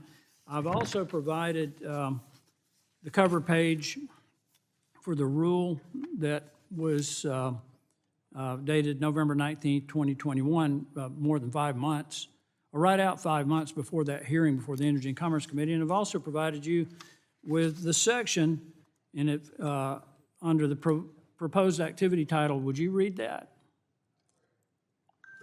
You'd like me to read what? The year and future years, it's clipped together there. It should be about the second group of documents there. I'll read it for you. The proposed activity titles create and implement an anti-racism plan. And in the proposed activity description, it says an understanding of race as a political and social construct, not as a physiological one. And then the final action after consideration of the public comments received, we're finalizing this activity as proposed. Now that's very problematic for me because I was very deferential to you in that hearing, and you commented on that. It's in the transcript. And I expected an honest answer. And I'm not saying you didn't give an honest answer, because if you answered truthfully, that means you did not know what was going on in your own agency. So what I want to know today, Mr. Secretary, is did you answer honestly, or were you uninformed 5 months after this rule was submitted? Congressman Palmer, first, let me thank you for the way you've posed the question, and thank you for the information you have before me. I can guarantee you that when I answered your questions, I answered them honestly, to the best of my knowledge. If you're providing me with information that shows some inconsistency in what I may have said, I'll take a look at this and try to get back to you. But first and foremost, I owe you that because of the way you respectfully asked the questions, and I will try to as respectfully respond back to your questions. Well, you've served in Congress, you've served as an Attorney General. Yes, sir. And I take this very seriously. I appreciate that. And what prompted this is the constant reference to disinformation and misinformation. We're very concerned about the well-being of these children. And we have evidence that things aren't as well as maybe you think they are. And I want to get to the bottom of this, but I also want to make sure that when any member of any administration, Republican or Democrat, comes before Congress, takes an oath to give truthful testimony, that that's exactly what we get. Now, Mr. Secretary, I'm going to enter this into the record, and we'll follow up on this later. I respect you and your willingness to respond back to us and clarify the record. With that, Mr. Chairman, I yield back. And I would like to enter these documents into the record. And we will take that up at the end of the hearing. I assume you provided that to our staff so they can provide it to the Democrats as well. Congressman Palmer, thank you very much. Thank you, Mr. Secretary. Thank the gentleman. He yields back. Now recognize gentlelady from Colorado, Ms. DeGette, for her 5 Thank you minutes. so much, Mr. Chairman. Mr. Secretary, it's great seeing you, and thank you for coming over today.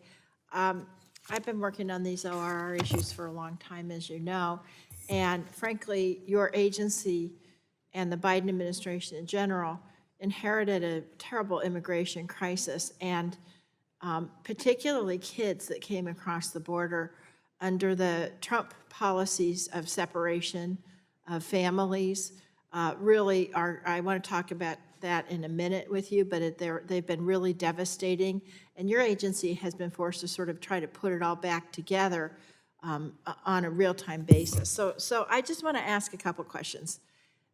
The first thing that happens, an unaccompanied minor comes across the border, and immediately they're placed in ORR's care.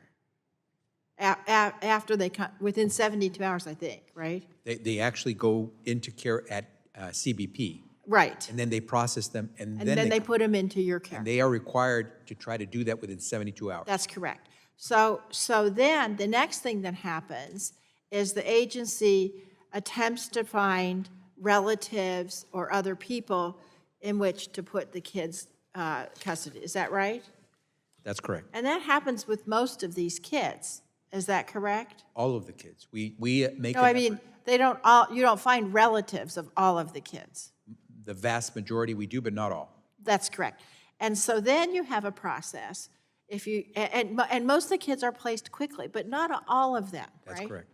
And so the ones that are, this is where, so for the small percentage where you don't immediately find somebody, this is where you take them into custody and you put them in these certified facilities, and then you try to find an appropriate place to put these kids. Is that right? That's correct. And over, we're looking for sponsors. Right. So then these kids are placed, and then there are these voluntary follow-up calls that are made to these families. Is that right? That's correct. But under law, the families aren't required to respond to that, are they? Unfortunately, that's correct. Right. So when you're looking for these placements, this is where you were telling my colleagues, you do the background checks, you check out the homes, you do the home inspections where necessary. Is that right? That's correct. Now, and by the way, you don't have the ability legally to take these kids back into custody if there's some kind of a problem. Is that right? That is correct. So all of this process it's costly, and it takes a lot of money, doesn't it? Absolutely. So if we were to cut ORR, so we're all concerned about these kids, and I do believe my colleagues on the other side of the aisle, they're all parents too. We do care about these kids, but you can't do something with nothing. So if you cut the budget of ORR by 60%, I would say it'd be kind of hard to do all of those procedures that you just delineated for me. Would that be right? Not just hard, impossible. Right. You couldn't do the background checks. You couldn't run your certified centers. You couldn't do the home inspections. You couldn't do any of that for anybody, right? It'd be near impossible to do it. So you don't have to answer this, but it seems to me if everybody was so concerned about these children, they would increase your budget so you could do a more thorough investigation, so you could have better care for these kids, and so that you could really serve them right. Children are children. We owe them care. Right. Okay. I just want to get a quick report. I'm running out of time, but we still, according in May of this year, we still had 868 kids from the previous Trump administration separation of families that we had not found their loved ones. They hadn't been reunified. And it's getting harder and harder as time goes by because many of those parents have gone back to their home countries. Do you have a status report for me on what's going on with that? Congressman, we can follow up with you. Most of that activity is handled by the Department of Homeland Security, but we work with them when they are children, minor children. Okay, if you can get back to me, that would be great. I kind of want to know how many of those 868 kids we have found their families, and then what we're continuing to do about the rest of them. We had a lot, I was the chair of this subcommittee then, and we had a lot of hearings on it. It was just heartbreaking to see what the Trump administration did to those families. Thank you, and I yield back. Thank you. Gentlelady yields back. Now recognize the vice chair of the subcommittee, Ms. Lesko from Arizona. Thank you, 5 Mr. minutes. Chair. Thank you, Secretary. Secretary Becerra, I have the requirements here. Needed to become a foster parent for dogs and cats through City Dogs and City Kitties Rescue in DC. All the people who want to take a dog or cat into their home need to fill out an application, are interviewed by the rescue shelter, and their home is inspected. Mr. Becerra, does ORR inspect the homes of 100% of the prospective UC sponsors? Congresswoman, thank you for the question. Yes or no, please? 100%. Do you inspect the homes of the UC sponsors? We do a thorough vetting process of any sponsor. Do you, yes or no, 100% of the UC sponsors, sir? Do you inspect the homes of the unaccompanied children proposed sponsors? We will often do home studies of. Well, some of I the guess that's a no. prospective Sponsors. If you don't, which I assume you don't since you didn't answer yes or no, why is it that dogs and cats that are being foster parent in DC homes get a more thorough vetting and their homes are inspected, and not the sponsors of unaccompanied children being put into homes? Congresswoman, we do a thorough vetting process that Do includes. you inspect all of the homes?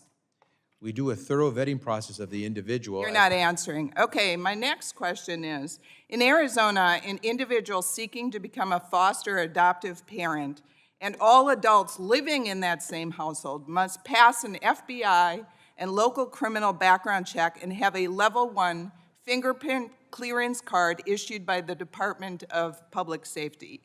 What percentage of sponsors have completed FBI background checks? Every person who wishes to become a sponsor goes through background checks before they can participate in our. What percentage have passed an FBI background check? There are any number of background checks that they go through. It could include You're not answering fingerprinting again. or What DNA, percentage of voluntary DNA sponsors have testing. undergone sexual offender registry checks? We do sexual offender checks on anyone who wishes to be a sponsor. 100%. That is one of the checks that we do. 100% on all the sponsors? Any That's my person who question. wishes to be a sponsor has to go through these background checks.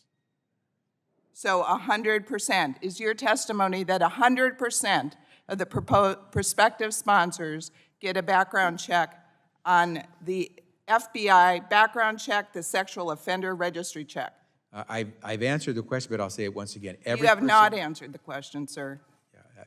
So, Congresswoman, I have answered your question, but I will say it again. Every person who wishes to become a sponsor must go through a background check. It could include fingerprinting, it could include voluntary DNA testing, but it certainly includes things like a sexual offender check. It includes it. But you have not answered if 100% of the sponsors are required to pass an FBI background check and a sexual abuse and child abuse neglect registry check. My written testimony lists all the things we do to go through the vetting process. If you would like to follow up with further detail, more granular. No, I'd like detail, you to answer we the can follow question up if with you. 100% of the sponsors have to pass an FBI background check. And as I've said, Congresswoman. Just say every yes or person- no. That would be simpler, wouldn't it? I'm answering the question, and No, you the haven't. answer is that we make sure that every person who wishes to apply to be a sponsor must go through a rigorous set of tests, including a background check. Well, you haven't said if they have to do an FBI background check. You haven't said if 100% of them have to do a sexual abuse or child abuse and neglect registry check, as is required in Arizona for foster parents. I mean, so why is it that ORR has different standards for checking than Arizona does for vetting foster parents? Is it because they're unaccompanied children, because they're illegal immigrants? What is the reason? And Congresswoman, that is an excellent question, because you're equating the program we have with a foster care program, and that's the crux of the problem. We don't have the same authorities that a foster care program has in your state. We cannot track these kids the way you might want to track. I didn't say about tracking the kids. I'm just talking about vetting the sponsors. It's the same process. In order to place someone in You do foster have the care, authority. that individual, that adult has to go through a process. We don't have the same authorities Mr. that states have. Becerra, if you are vetting these sponsors so great, how come according to the Florida statewide grand jury documents, one single family in Austin, Texas, had more than 100 children sent to it by ORR? Another Texas address had 44 children. A third had 25. In Pennsylvania, one caseworker told the Times he went to check on a child released to a man who had applied to sponsor 20 other minors. I do not think that you are doing an adequate job, and with that, I yield back. Gentlelady yields back. Now recognize Ms. Schakowsky of Illinois for her 5 minutes of questioning.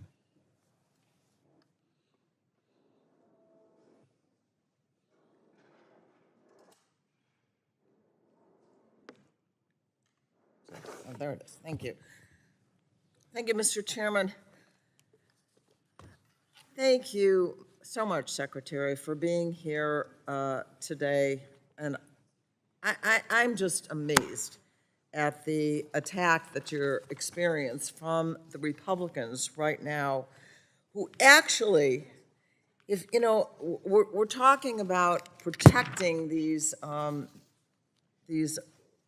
immigrant children, and yet Republicans want to cut funding for the Office of Refugee Resettlement by $3.3 billion, nearly a 60% cut. So at the same time, they want to harangue you about what you're doing and what you're not doing, and yet seeing an incredible cut. I'm just absolutely appalled, even in light of these horrendous allegations of corporations that are exploiting these unaccompanied children. And I don't see where the Republicans are doing any favors to these children when we talk about such an enormous cut. So I wanted to ask you, what are the implications of these cuts in funding for ORR, and what is this actually going to do to the children that they are saying that the name of this hearing is Stopping Exploitation of Migrant Children. And I just don't see how it happens when you have a big cut like that, but you tell me.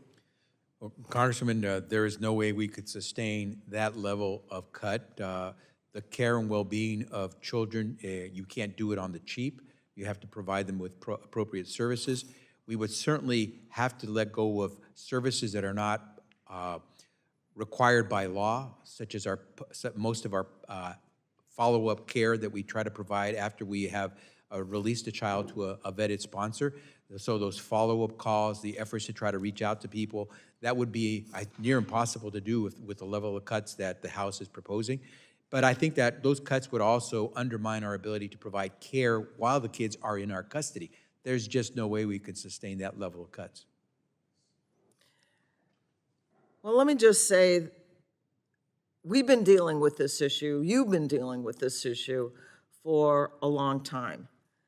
If we are going to be able to move forward in actually addressing this ongoing problem, which in many ways has been created, some of it we can't help, and some of it we have our very Congress itself has exacerbated. But certainly cuts, I just don't understand. Unfortunately, I was at another hearing as the ranking member of that subcommittee. I couldn't be here. But I don't understand the rationale when we're talking about trying to protect these children and saying, well, the way that we're going to do it is to have a nearly 60% cut in the funding that we're going to do this. Not having been here, I'm wondering if there's anything else that you wanted to add in the last minute or so that I have to set the record straight. Congresswoman, first, thank you very much for that opportunity. I think you said it well. We have, over the last 2 years, been able to stabilize a very challenging process of caring for kids who oftentimes, as you know, are coming with trauma. The experience is harrowing oftentimes, and many of these kids have come facing abuse, and trying to provide them with the care while they're waiting to go through their immigration proceedings is not easy, and it's not cheap. There is no way that we could do the job that everyone here says that they expect if we are decimated in our funding for that program. That is for kids. This is a program that is for kids. And so I hope people understand. And if they wish us to do more work, even after we have placed them with a vetted sponsor, then I would urge them to issue legislation, introduce legislation that changes the authorities, because we don't have authorities that help us try to deal with some of the things that people are accusing ORR of not doing. We make an effort on our own voluntarily to reach out to children, even though they are not required to respond back. It would be helpful if we had the right resources and the right authorities so we can all feel more comfortable about how unaccompanied children are treated. And I hope, just the way we're doing a hearing of HHS and ORR's work with unaccompanied kids, that the chairman will issue an order to have a hearing with those employers who have exploited children to come and testify here to you and explain why they are breaking the law and making kids do dangerous work. Thank you. I appreciate that, and I yield back. Thank you. Now I call on Representative Crenshaw for 5 minutes of questions. Thank you, Madam Chair. I just want to recognize right off the bat, y'all have an impossible job. Maybe it'd be helpful for my colleagues on the other side of the aisle who keep vilifying the last administration to recognize that this is an impossible job. So I'm going to remain intellectually consistent, unlike my colleagues, and recognize that this is an impossible job. What makes it a lot more impossible is when there's a lot more unaccompanied minors coming over the border.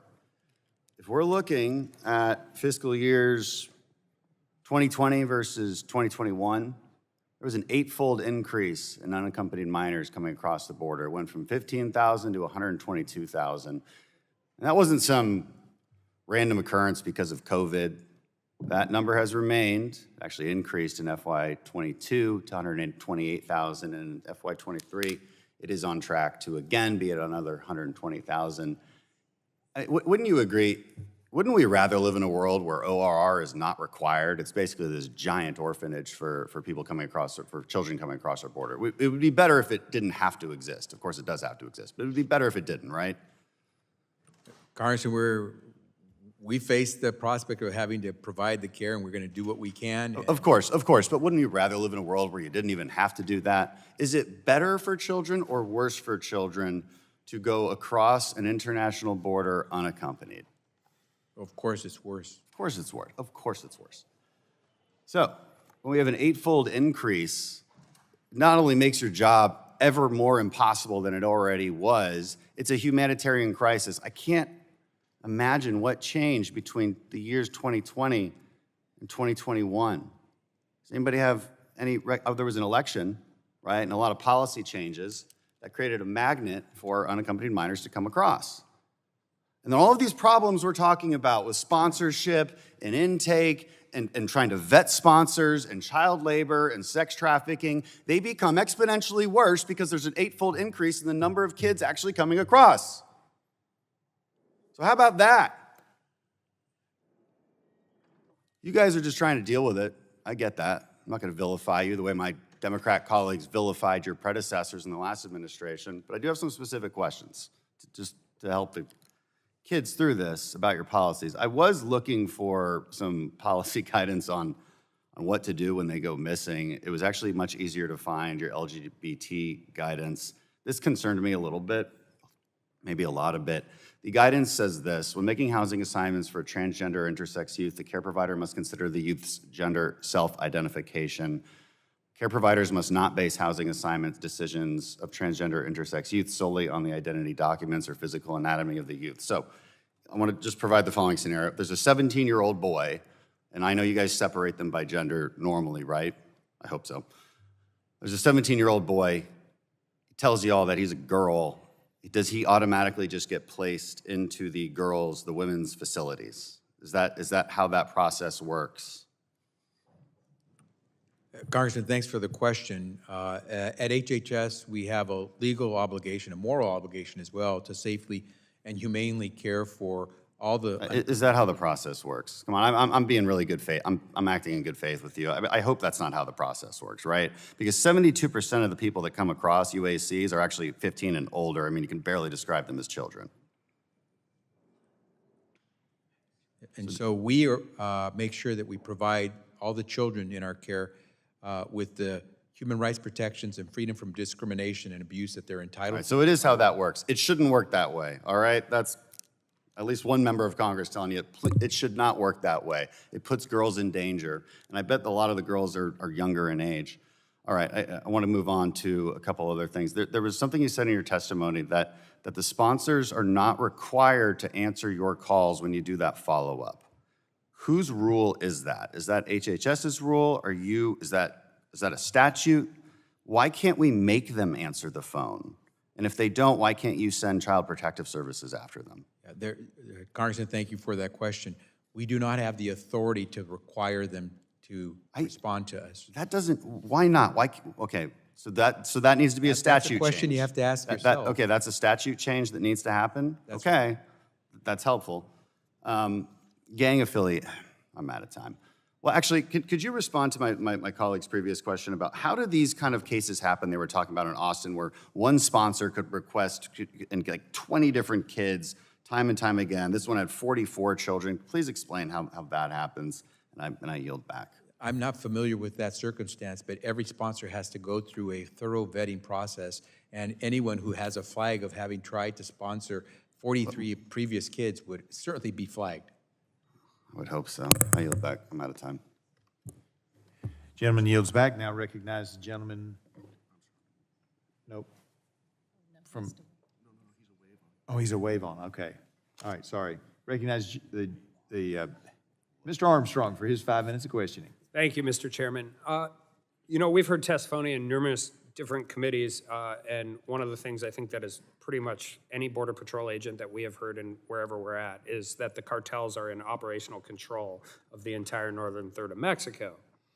And this Congress, we have received testimony in the Oversight Committee from Border Patrol that every person who reaches the southern border essentially at this point has had to deal with the cartels at some point in time. If the gentleman could speak up.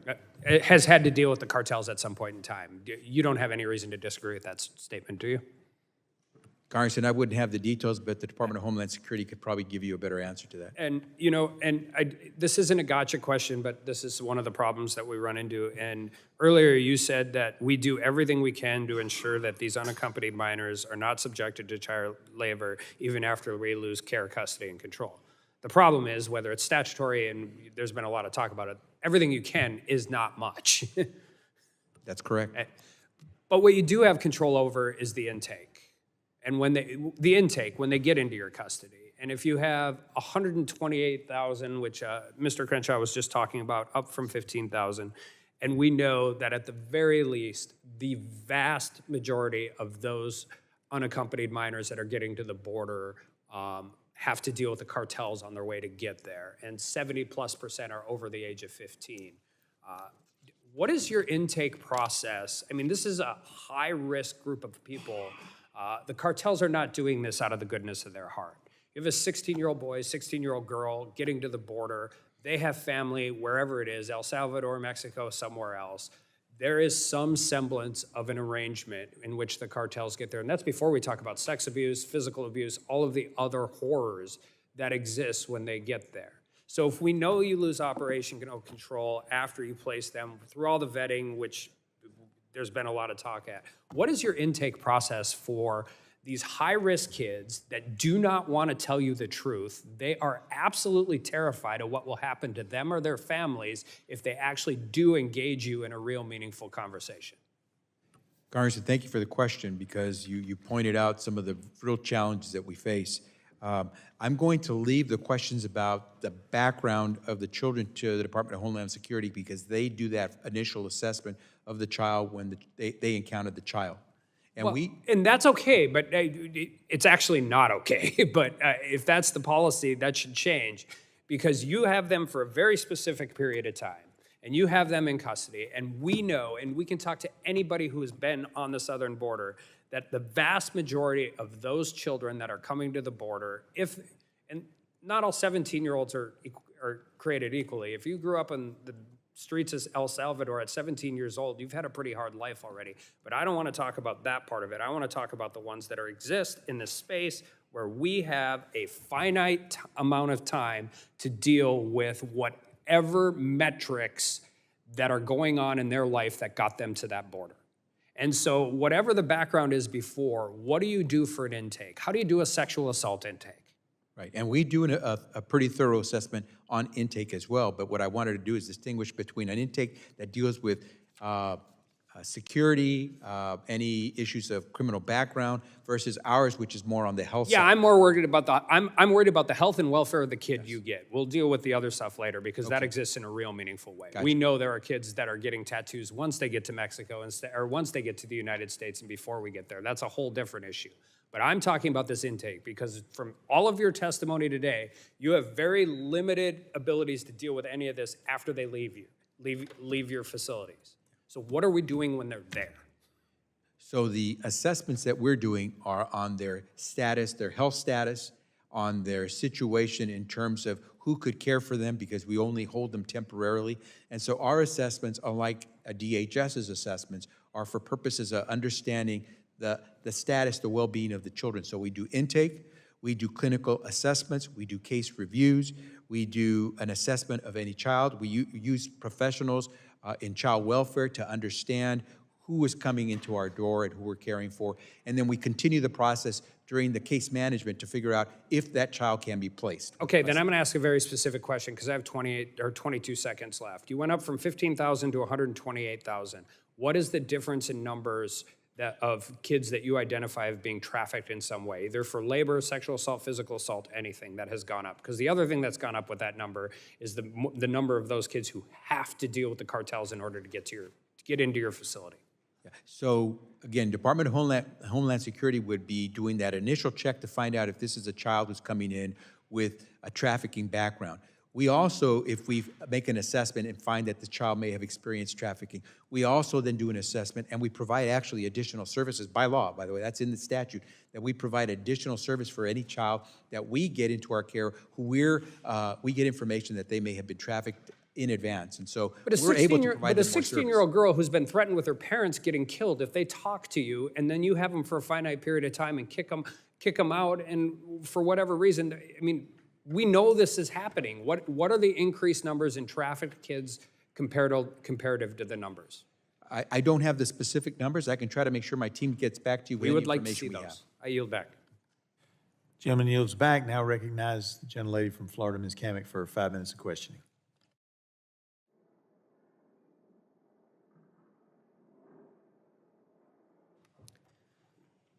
Thank you, Secretary Becerra. I want to start with your attention here on this jar. Do you see this? Do you know what this is? Looks like candies or snacks. Unfortunately, the reality is much more grim. These are wristbands that the cartels force people to wear when they cross the border. And if you're not wearing one and you cross the border, the cartels will take a limb or an appendage. This is what these people are forced to wear, and it dictates what cartel they belong to, how much they have paid.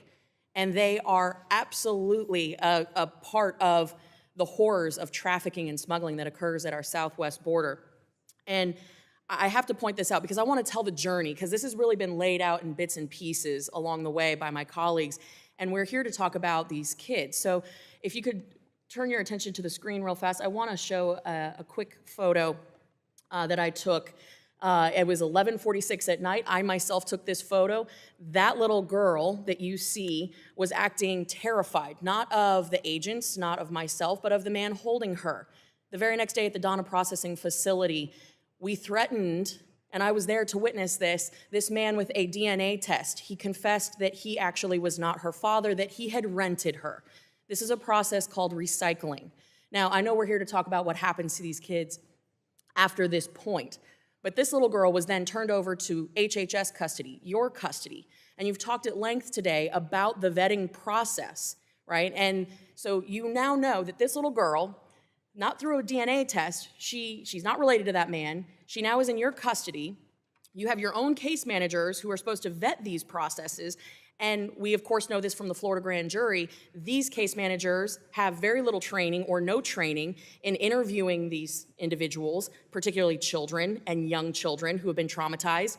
You can imagine that this man who you just saw on the screen, who, by the way, was a convicted sex offender with this child, you can imagine the trauma that that child had sustained. Your own case managers are not trained in examining, evaluating, or recognizing documents as authentic or fake. She came with no documents. They have no official training when it comes to trauma-informed interviewing skills, no official training when it comes to investigating the safety or legitimacy of addresses to which a UAC may be sent.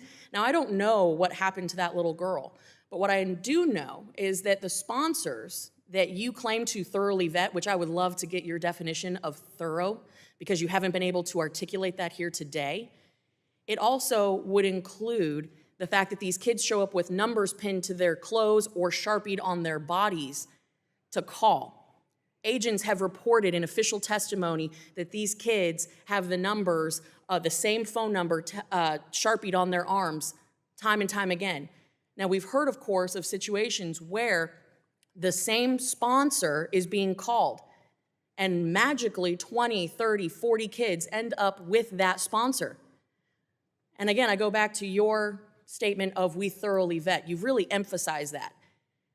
Do you vet every member of the household? And does it include an FBI check? Does it include an Interpol check? I would hope that it would, considering that we've had 151 different nationalities cross the southwest border under the Biden administration. But I'm guessing that it doesn't, because only 9% of the UACs are subjected to a DNA test with their sponsor, less than 23% to a background check. And again, I should point out for the record the fact that you release these folks, these kids, to sponsors that are in the country illegally. By definition, they have already broken the law. Is it a standard operating policy to release children into the hands of sponsors in households that haven't been properly vetted and that are here in the country illegally? I think I heard a question there, and so I'll try to respond because you packed a lot in there, a lot which I think has a lot of misinformation and that I disagree with. I could first start by saying that we do go through a thorough process on assessment of the child when the child first comes to our attention. So that little girl, I'm sorry, I'm going to reclaim my time. Secretary, what is your definition of thorough? I mentioned it in a previous Does it include response. a DNA test? An assessment of the child's No, that is not my situation. question. My question is, does it include a DNA test, yes or no? DNA is one of the tools that we use on occasion. In only 9% of the cases. Does it It is include a tool that background we check? use. We do a number of things to go through a series of tests and assessments of a child when we get them. We do And a the same background type check of in vetting. only 23% of the cases? And the DNA, by the way, that you rely on in your ORR case managers, if you could please pull up Exhibit 2. This shows that the DNA requirements that you rely on in the case files, I realize this is a CBP document, but this memo is something that is really important for what we're talking about, because so much of the case files that your case managers rely on in vetting these thorough checks, they've suspended the DNA requirement. I'm out of time. I know you want to answer the question anyway and deviate from your carefully crafted talking points, but I think this is disgusting that 85,000 children are missing, and it's on your watch. With that, I yield Lee back. yields back. Now recognize the gentleman from North Carolina, Mr. Hudson, for his 5 minutes of questioning. Thank you, Mr. Chairman, and thank you, Mr. Secretary, for being here today. On President Joe Biden's first day in office, dozens of President Donald Trump's common sense policies maintaining our southern border were reversed. Policies like Remain in Mexico, Safe Third Country, Title 42, and border construction was stopped even though the contracts were paid. President Biden and Secretary Mayorkas' open border policies have created a national security and a humanitarian crisis. As a father of a second grader and congressman of the largest military installation in the country, it is heartbreaking and frustrating to see this rapid decline in border security. This administration's open border policies have not only affected our nation's border communities, but all communities, including those in North Carolina. Because of the reversals of these policies, your agency has been overwhelmed. So the decision was made to weaken vetting procedures for sponsors at the expense of the safety of unaccompanied minors and the communities across our nation. As we saw in an investigative report, HHS has undone safeguards in place to make sure children are placed with safe sponsors. The result has been over 85,000 lost children, untold numbers of whom have fallen victim to sex and labor trafficking. Mr. Secretary, you previously sat before me at a health subcommittee hearing on May 12th, 2021. I asked you point blank if you were planning on sending unaccompanied minors to North Carolina. You told me, quote, "There is no plan that we have to shelter children in North Carolina," end quote. But your staff has since informed me that the Office of Refugee Resettlement conducted an initial site visit at the American Hebrew Academy in Greensboro, North Carolina on April 22nd, 3 weeks before your testimony, and that your people actually conducted a full formal site assessment on May 12th, the day of your testimony. Your folks were on the ground in North Carolina. Mr. Secretary, it sure sounds like there was a plan to shelter unaccompanied minors in North Carolina. So when I asked you on that day over 2 years ago, how would you characterize your answer to me? Were you intentionally lying to me and the people of North Carolina, or would you say you were carefully choosing your words to mislead me? Would you say you were being clever? What word would you use to describe your answer to me that day? Congressman, thank you for the question, and I hope you'll understand my answer. I was completely honest with you because you asked me if we were planning to send kids to North Carolina. 2 years ago, we didn't have a facility there that we would be sending kids to North Carolina. We go through the constant process, as you probably heard. We look for sites all over the country. We are in 27 states. We're constantly looking for sites. Today, we are looking at a particular site in Greensboro, and that is the absolute truth. So what I said to you then was accurate. What I'm saying to you now, I hope you'll understand, will be accurate as well. Well, on the day you said there are no plans, your people were doing a formal second site visit in North Carolina. Congressman, you have to understand the process. We put out a word, we're looking for potential sites. We have no idea what's going to come in. Everyone has an opportunity, because we have an open process. Everyone has a chance to show us if they have a good site. At that point in time, we had no idea if there would be a particular site in Greensboro that we could use. There might have been interest, but we still, 2 years later, and we still don't have an open site. So were you carefully using the word plan? We don't have a plan to try to trick me? No, I was trying to be honest with you. If you ask me about where we are right now with any particular site in Greensboro, I'll give you the details that I can give you today with what I know. But I can't predict, I couldn't have predicted 2 years ago where we would be today. And we still don't have a particular center open in Greensboro, North Carolina. Okay, we'll agree to disagree on that. But speaking of that, I want to know why we even need this facility in North Carolina. There are 2 influx care facilities in Texas that were placed in warm status, meaning there was no unaccompanied minors in care and minimal facility management services on site. Your staff tells me they plan to move the Greensboro influx care facility into warm status next month. To me, this sounds like your department may be wasting taxpayer dollars on 2 empty facilities in Texas and plan to open yet another one in North Carolina. Mr. Secretary, if 2 facilities in Texas were moved down to warm status, what factors, though, are using to move the Greensboro facility up to warm status? How are you using the same factors to justify 2 contradictory actions? Congressman, fair question. One of the sites, for example, Fort Bliss, is a military installation. We were able, 2021, when we needed to find places, we essentially stood up a site for kids. But Fort Bliss is not supposed to be a place where you care for kids. We're looking for a more permanent site that is more amenable, accommodating to children. And that's where we put out the call from all over the country. One of those sites that may ultimately go online is in Greensboro, because it is going to be one that we have actually stood up to provide for services to kids, not a military installation. Okay, well, I'm out of time, but I believe when I asked you 2 years ago, do you have any plans to put children in North Carolina, to be honest with me, rather than saying, well, we don't have a plan, you should have said what you said today, which is we're looking everywhere. We are looking at a site. In fact, my people on the ground today in North Carolina looking. It's possible I mean, that would have been a more complete, honest answer, I think. Congressman, you've approached this in a very respectful way, and I hope I can say this respectfully to you. I hope that you'll find as we develop the relationship, and I hope a friendship, that I will try to be as honest with you as I can. Well, I look forward to that. Thank you, and I yield Gentleman back. yields back. Now recognize the gentleman from California, Mr. Cardenas, for his 5 minutes of question. Thank you, Mr. Chairman. Appreciate this opportunity to have this discussion and this public discussion on this very, very important issue. Mr. Secretary, you've inherited a deeply challenging task, and on the heels of the Trump administration's egregious and inhumane family separation policy, you're charged with protecting kids who are increasingly exploited and forced into child labor by U.S. corporations, being forced to work with unsafe machinery and hazardous materials, risking literally life and limb. All of this because of lackluster approach to protecting children by some of my Republican colleagues and the twice impeached president who routinely vilified and mistreated immigrants. Let me be clear, child labor is child abuse, and this needs a strong legislative response at every level. Unfortunately, current child labor protections do not go nearly far enough to deter child exploitations. Corporations, U.S. corporations, find ways to shield themselves from liability by employing third-party contractors, for example. This deserves all of our attention. We need solutions designed to protect children. Meanwhile, child labor laws are being systematically weakened by many Republican legislators at the state level.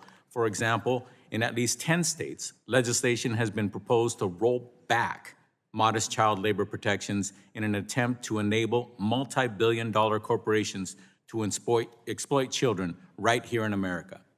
Immigrant children are getting tangled in barbed wire and drowning in the Rio Grande, Texas. I hope that we hear outrage of that from every single person in Congress. If Republicans are concerned about these kids, they would do everything in their power to make it safer for them to seek asylum. They would make it harder to exploit them and abuse them right here in our own country. Also, one of the solutions that seems to be on the minds of some of my Republican colleagues is claiming that the solution is to the exploitation of unaccompanied minors is to shut down immigration at the southern border. This approach is unconscionable and it's just un-American, and it's also untenable.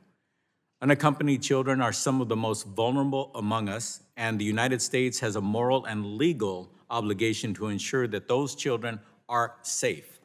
I refuse to have us turn our backs on children fleeing war, violence, persecution, and abuse.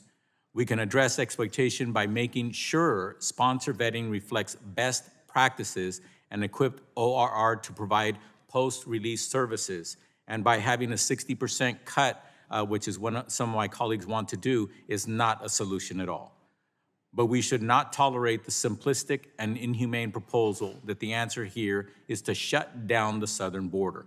It's time for us to get serious about how we can support these children and not inflict unnecessary cruelty on vulnerable children.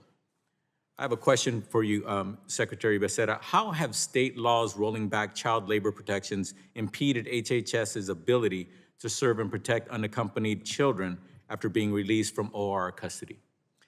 Congressman, thank you for the question. And as you know, in order to be able to enforce laws that protect our children from exploitive labor, we need to have a partnership with our state partners, because it won't be enough to just try to do it through the Department of Labor at the federal level or with HHS. We need to work with our state partners. And if a state is actually diminishing its protections against child labor, it sure makes it tough for us to go out there and enforce against this type of exploitive practice. I think by diminishing those local laws, it actually encourages bad actors across this country to just even do more. Have there been other efforts at the state level to restrict corporations with ORR? If so, what presented the greatest challenges? Well, our challenges is trying to make sure we can spot where the exploitive activity will occur, and so we can make sure that any sponsor who wishes to take a child would not engage in that activity in cahoots with those employers. And so the more sight we have on that working with the Department of Labor, the more likely we'll be able to prevent the child exploitation that occurs. So Department of Labor at the federal level, but there are also departments of labor at the local level in states, right? In fact, they're more important because they are on the ground and have greater resources and personnel to try to protect labor laws, especially for children. The department at the federal level, Department of Labor, is very stretched, and we continue to do these partnerships so we can get the best efficiency out of our working together to protect these kids. Well, I hope Congress gives you more resources to do the job that is needed to be done. My time having expired, I yield back. Thank you. Gentleman yields back, and now recognize Ms. Hirschberger from Tennessee for her 5 minutes. Thank you, Mr. Chair. Thank you, Secretary Becerra, for being here. I've got several questions, or mainly yes or no's. The HHS Inspector General wrote in the fall of last year, quote, "Some staff reported that they were hesitant to raise concerns about case management and children's safety due to the fear of retaliation by ORR and facility leadership. In some cases, the reported actions of ORR and facility leadership may have risen to the level of whistleblower chilling." Mr. Secretary, under your leadership, has HHS ever threatened to transfer, remove, suspend, revoke the privileges, or dismiss anyone for raising concerns about ORR sponsors' vetting process, yes or no? Congresswoman. Well, it's just a yes or no, sir. I do not threaten. We do not threaten. So that's a no. Would you tolerate under your watch suspending, transferring, removing, not promoting, revoking the privileges, or dismissing anyone for raising concerns about ORR policies, procedures, or actions taken? We have a zero tolerance for any retaliation against whistleblowers. Okay. The New York Times reported in April this year that an immigration lawyer, Linda Brandmiller, who helped vet sponsors for HHS, had her building access revoked, was fired within hours after emailing HHS about 2 potential sponsors she was concerned could be labor trafficking child migrants. Mr. Chairman, I ask unanimous consent to submit into the committee record the New York Times article dated April 17th, 2023. And we will take that up at the Okay. conclusion, and I assume that we have copies of that. Yes, yes, you do. Mr. Secretary, is the New York Times article right or wrong? Is it right or wrong about what? About the question, the statement I just made. I'm sorry. About Linda Brandmiller, who helped vet sponsors for HHS, that she had her building access revoked and was fired within hours after emailing HHS about a question about sponsors for labor trafficked child migrants. As a former Attorney General who worked with and protected whistleblowers, I can tell you that now as Secretary, I do not tolerate on my watch any type of retaliation against whistleblowers. So I guess you don't know. Well, Under in her any- leadership, was she Congresswoman, in threatened to any remove? particular, on a specific case, as you know, I cannot comment on any case that may be Okay. before us. Okay. According to the same New York Times article, Jalen Subalog, a senior HHS employee and lifelong Democrat, was moved out of her position after she informed congressional staff, the HHS Inspector General, and her bosses that some sponsors were falsifying identities to get unaccompanied migrants released to them. Did that happen, Mr. Secretary? Was she moved out of her position? Congresswoman, again, we have zero tolerance for any retaliation. It's just a against yes or no. If you don't know, just say you don't know. It's that you're asking cases about specific, asking information and questions about a specific case, and as you know, I cannot comment on ongoing cases. According to the New York Times, 2 people who were retaliated against for raising the concerns about sponsors. Do you dispute that New York Times article that under your leadership, HHS retaliated against at least 2 whistleblowers? Again, I'd have to see this article, but we don't retaliate against whistleblowers. Okay. Not so under you my don't know. watch. Okay. According to a February 2023 New York Times article, rather than listening to these concerns, you were pressuring HHS employees and contractors to rush more children through the system faster. According to the Times, you were captured on video saying to staff last summer, quote, "If Henry Ford had seen this in his plants, he would have never become famous and rich. This is not the way you do an assembly line," unquote. Is that how your administration is treating the release of unaccompanied minors, sir, like an assembly line that cannot stop to make sure that these minors are being released to a safe sponsor? And that's a yes or no. Congressman, you may not have been here earlier. I responded to that question. The information relates to the process we were talking about, not people, when it comes to how we engage in an efficient process to get children where they need to be. Okay. Mr. Chairman, I ask unanimous consent to submit into the committee record this February 25th, 2023. That one's already New been York Times. requested. Thank you. Okay, thank you. Mr. Secretary, did you tell former ORR Director Secretary Cindy Huang that you would fire her if she didn't speed up the releases of UAC? Congresswoman, as I said, I do not allow, we do not tolerate anyone So who you don't know. tries to- Do you know That's why not the- Director no, that's not Huang accurate. retired? That's Do you not know accurate. why I she didn't say that I didn't resigned? know. I have many conversations with the personnel at ORR. That is not a conversation I had with anyone. Okay.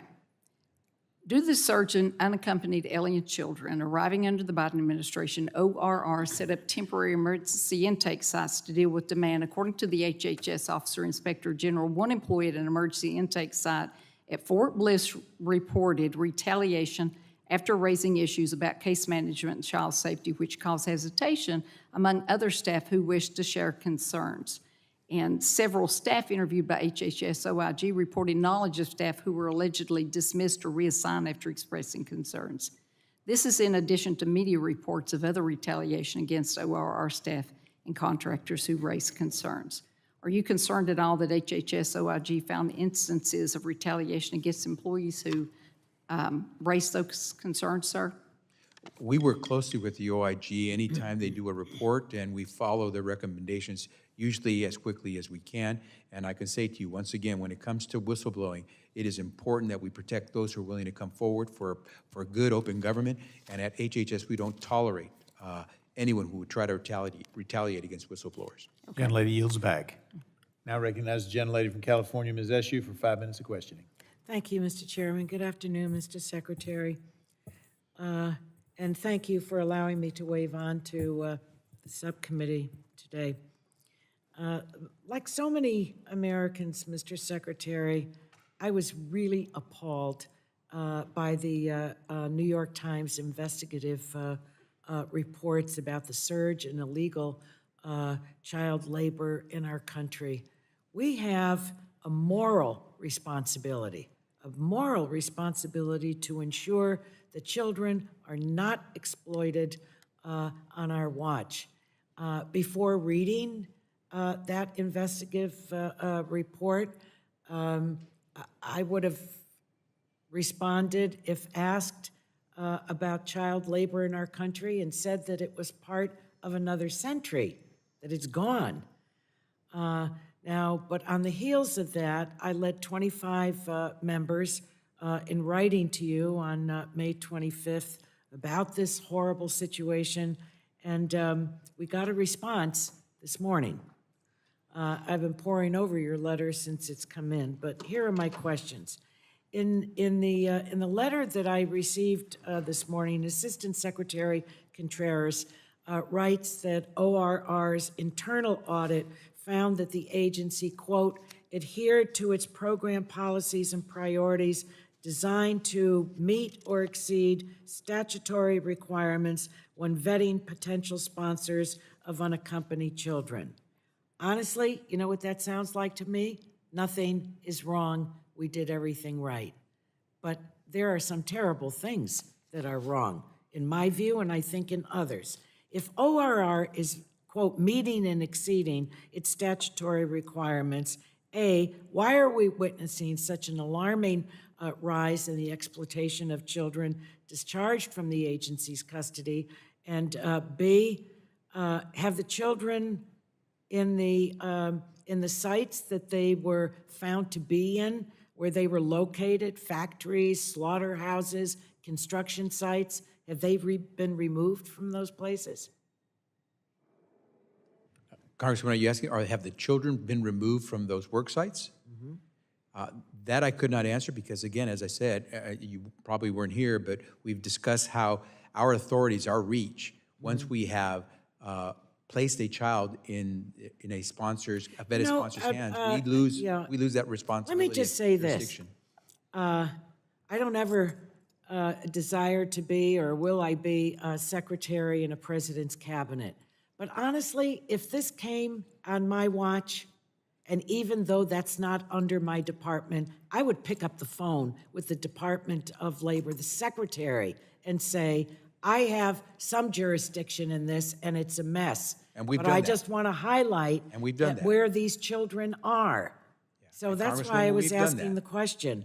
The Congresswoman, we've done that. We've done more. We actually entered into a formal agreement with But the so they have have they been removed from these sites?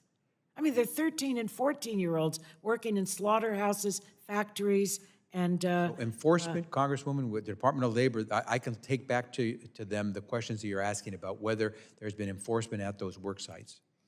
the New York Times reports that, and this was raised by another member, that you told Cindy Wong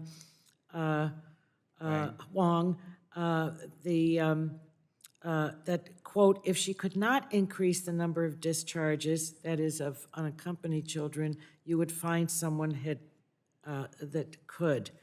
I heard your answer. You don't deny that you've said it, but you won't say that you did because you can't talk about it. I think we need to do better. That's my real point. I don't need to ask the question again. But this is so unsettling. This is so unsettling. These are well, I guess at my age I would call them babies. But these are the innocents of the world. And this is really terrible. And I think that the reporting of your threatening to fire her under, undue pressure to expedite releases, I hope you've gone back to review that. I don't know if you have. Let me ask you if you've gone back to review releases. I mean, is there too much speed and not precision relative to the children and their lives and their well-being? Congresswoman, as I've said before, I have not threatened anyone, and I do not threaten people. So did you speak to this reporter and say, or your shop say to this reporter, I this never is spoke- totally inaccurate? I never spoke to that reporter. Did you read the full investigative report? Which The investigative? New York report? Times? I read the article. I don't know if it was an investigative report. It was an article. It had a lot of information that I think misunderstands the way ORR operates. And there's information in there that's based Well, on my time has expired, third-party but I just want to say that reports of trafficking and abuse of immigrant children has more than doubled from 21 to 22. Really, at the end of the day, as HHS Secretary, the buck stops with you. So I can hope, I can pray, I can press. Other members have, members from both sides of the aisle. This is something that needs to be totally removed from taking place in our country.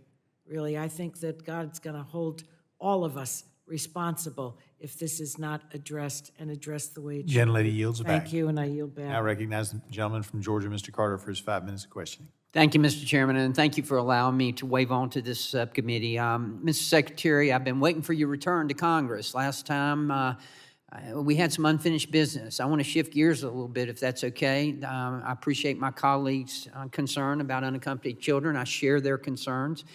But I have another concern, and it's about the Inflation Reduction Act, specifically about the prescription portion of that. You and I have spoken about this before, at this committee as well as on the Budget Committee. And you have expressed and you've said it's your personal belief that the Inflation Reduction Act would lead to more cures being developed by the same pharmaceutical and biotech companies whose research and development you're fixing to slash.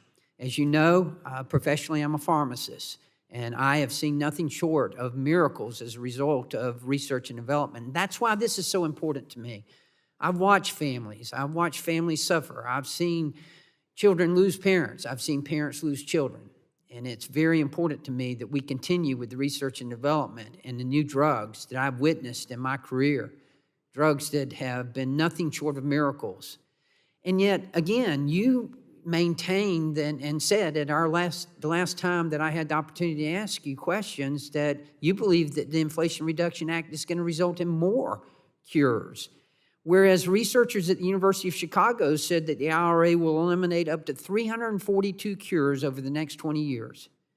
The biotech firm, research firm Vital Transformation predicts that up to 139 drugs will not be developed over the next decade because of the IRA, and that up to 49 treatments currently on the market would not have existed had the IRA been in effect. Even the Congressional Budget Office, the CBO, our economists here in Congress, even they said that it's going to eliminate treatments and cures that would have otherwise been developed. We've already had drugs that have been pulled by pharmaceutical manufacturers as a result of this. And yeah, I know there's a pending lawsuit as well from some of the pharmaceutical manufacturers, and I'm sure you're aware of that. I know you are.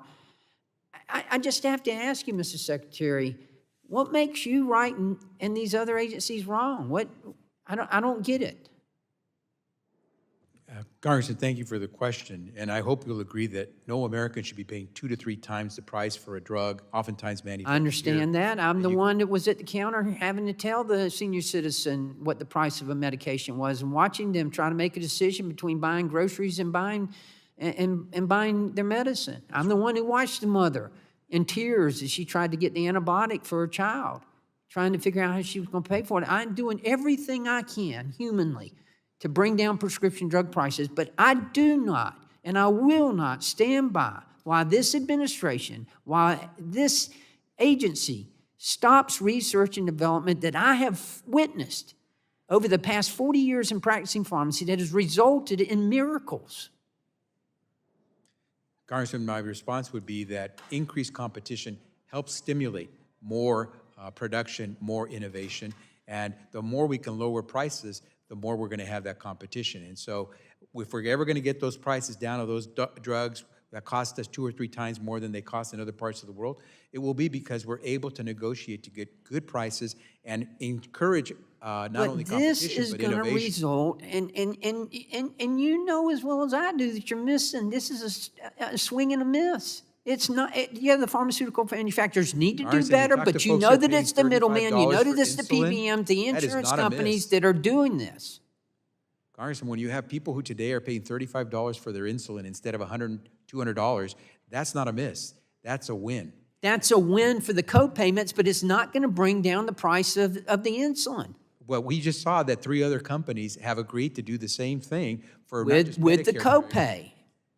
Yeah, and that's great Mr. news. Secretary, again, the CBO, all of the University of Chicago, all of these have said that this is going to result in fewer cures. What makes them wrong? Why are they wrong and you're right? Congress, we know that if you stimulate competition and innovation, you'll have better drugs at a better Do they know that? I'm sure they know that as well, but they are saying, and I'm just baffled by the fact that you're saying that you're right and everybody else is wrong. I was always taught, I'm not son, when saying it seems like everybody else is wrong and you're the only ones who's right, you got to stop for a minute and think, it might not be everybody else. Congressman, I'm not saying I'm right. I'm implementing the law that Congress passed. I didn't say that. No. You all said that. No. But you continue to go this route in this administration. Again, I have to tell you, I didn't come up here for some egotistical trip. I came up here because I was the one on the other side of the counter. I was the one who had to tell the senior citizens. I was the one who had to tell the patient. I'm going to do something about that. But I'm not going to let this administration, I'm not going to let this agency stop research and development of miracle drugs that I've witnessed in my career. Thank you, Mr. Chairman, and I yield back. Gentleman yields back and now recognize our last witness, Mr. Joyce of Pennsylvania. Thank you, Mr. Secretary. We're closed, I know. Mr. Secretary, thank you for agreeing to appear before us today. And thank you, Chairman Griffith, for allowing me to wave on. Secretary Becerra, in March of 2022, the Foundation for Government Accountability submitted multiple FOIA requests to CMS seeking information on the enforcement of hospital price transparency rules. After CMS prolonged delay in complying, a court subsequently ordered CMS to produce all the required documents by April of 2023. Although CMS has provided nearly 2,000 pages of documents, I would like to raise 2 concerns. First, based on FGA's initial review of the documents, it appears that CMS is not adequately enforcing the hospital price transparency rule. Secondly, CMS is withholding over 38,000 pages of responsive documents claiming trade secret exemptions.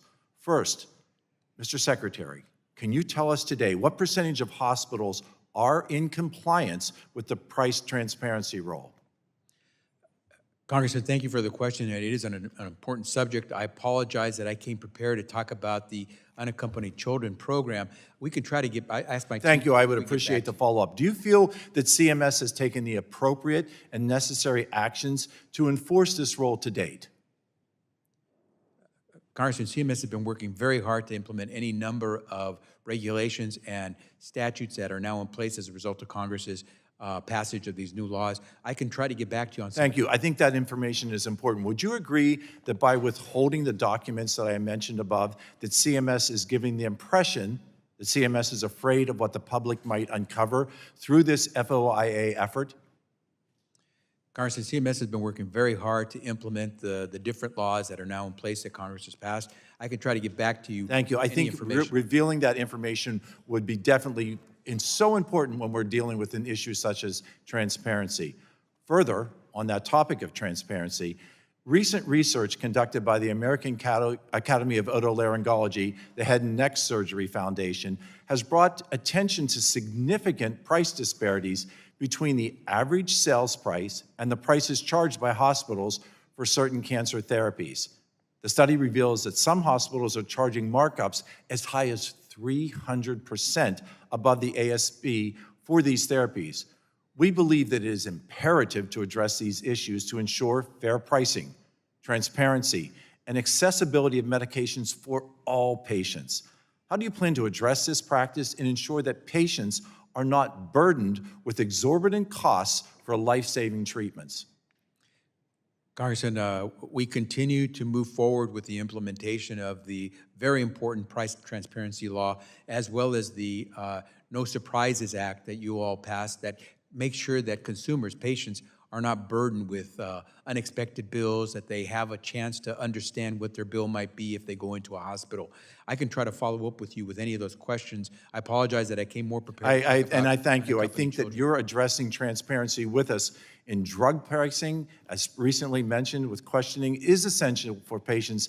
They need to have that transparency to make informed decisions, specifically regarding their medical care. What steps will you take to promote greater transparency in hospital pricing for cancer therapies to prevent excessive markups and ensure affordability for patients?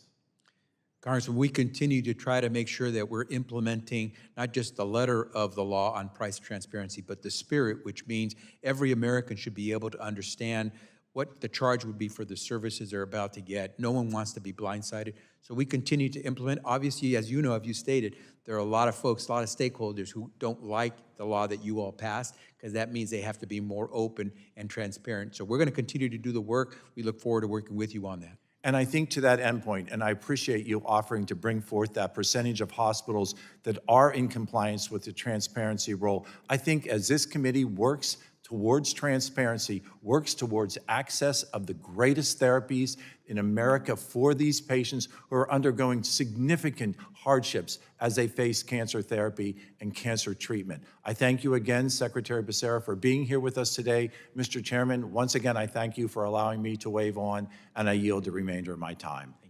I thank the gentleman for yielding back. Seeing there are no further members wishing to ask questions, I would like to thank our witness again for being here today. Secretary Becerra, thank you. I know that some of the questions were not directly on point on what we want to talk about, but most of them were. And you agreed to get back with some of those questions where you were not expected to be prepared today, and I appreciate that. Pursuant to committee rules, I remind members that they have 10 business days to submit additional questions for the record, and I ask the witness to respond within 10 business days upon receipt of those questions. And I also ask unanimous consent to insert in the record the documents in the staff hearing documents list. Without objection, that will be the order, and this subcommittee is adjourned.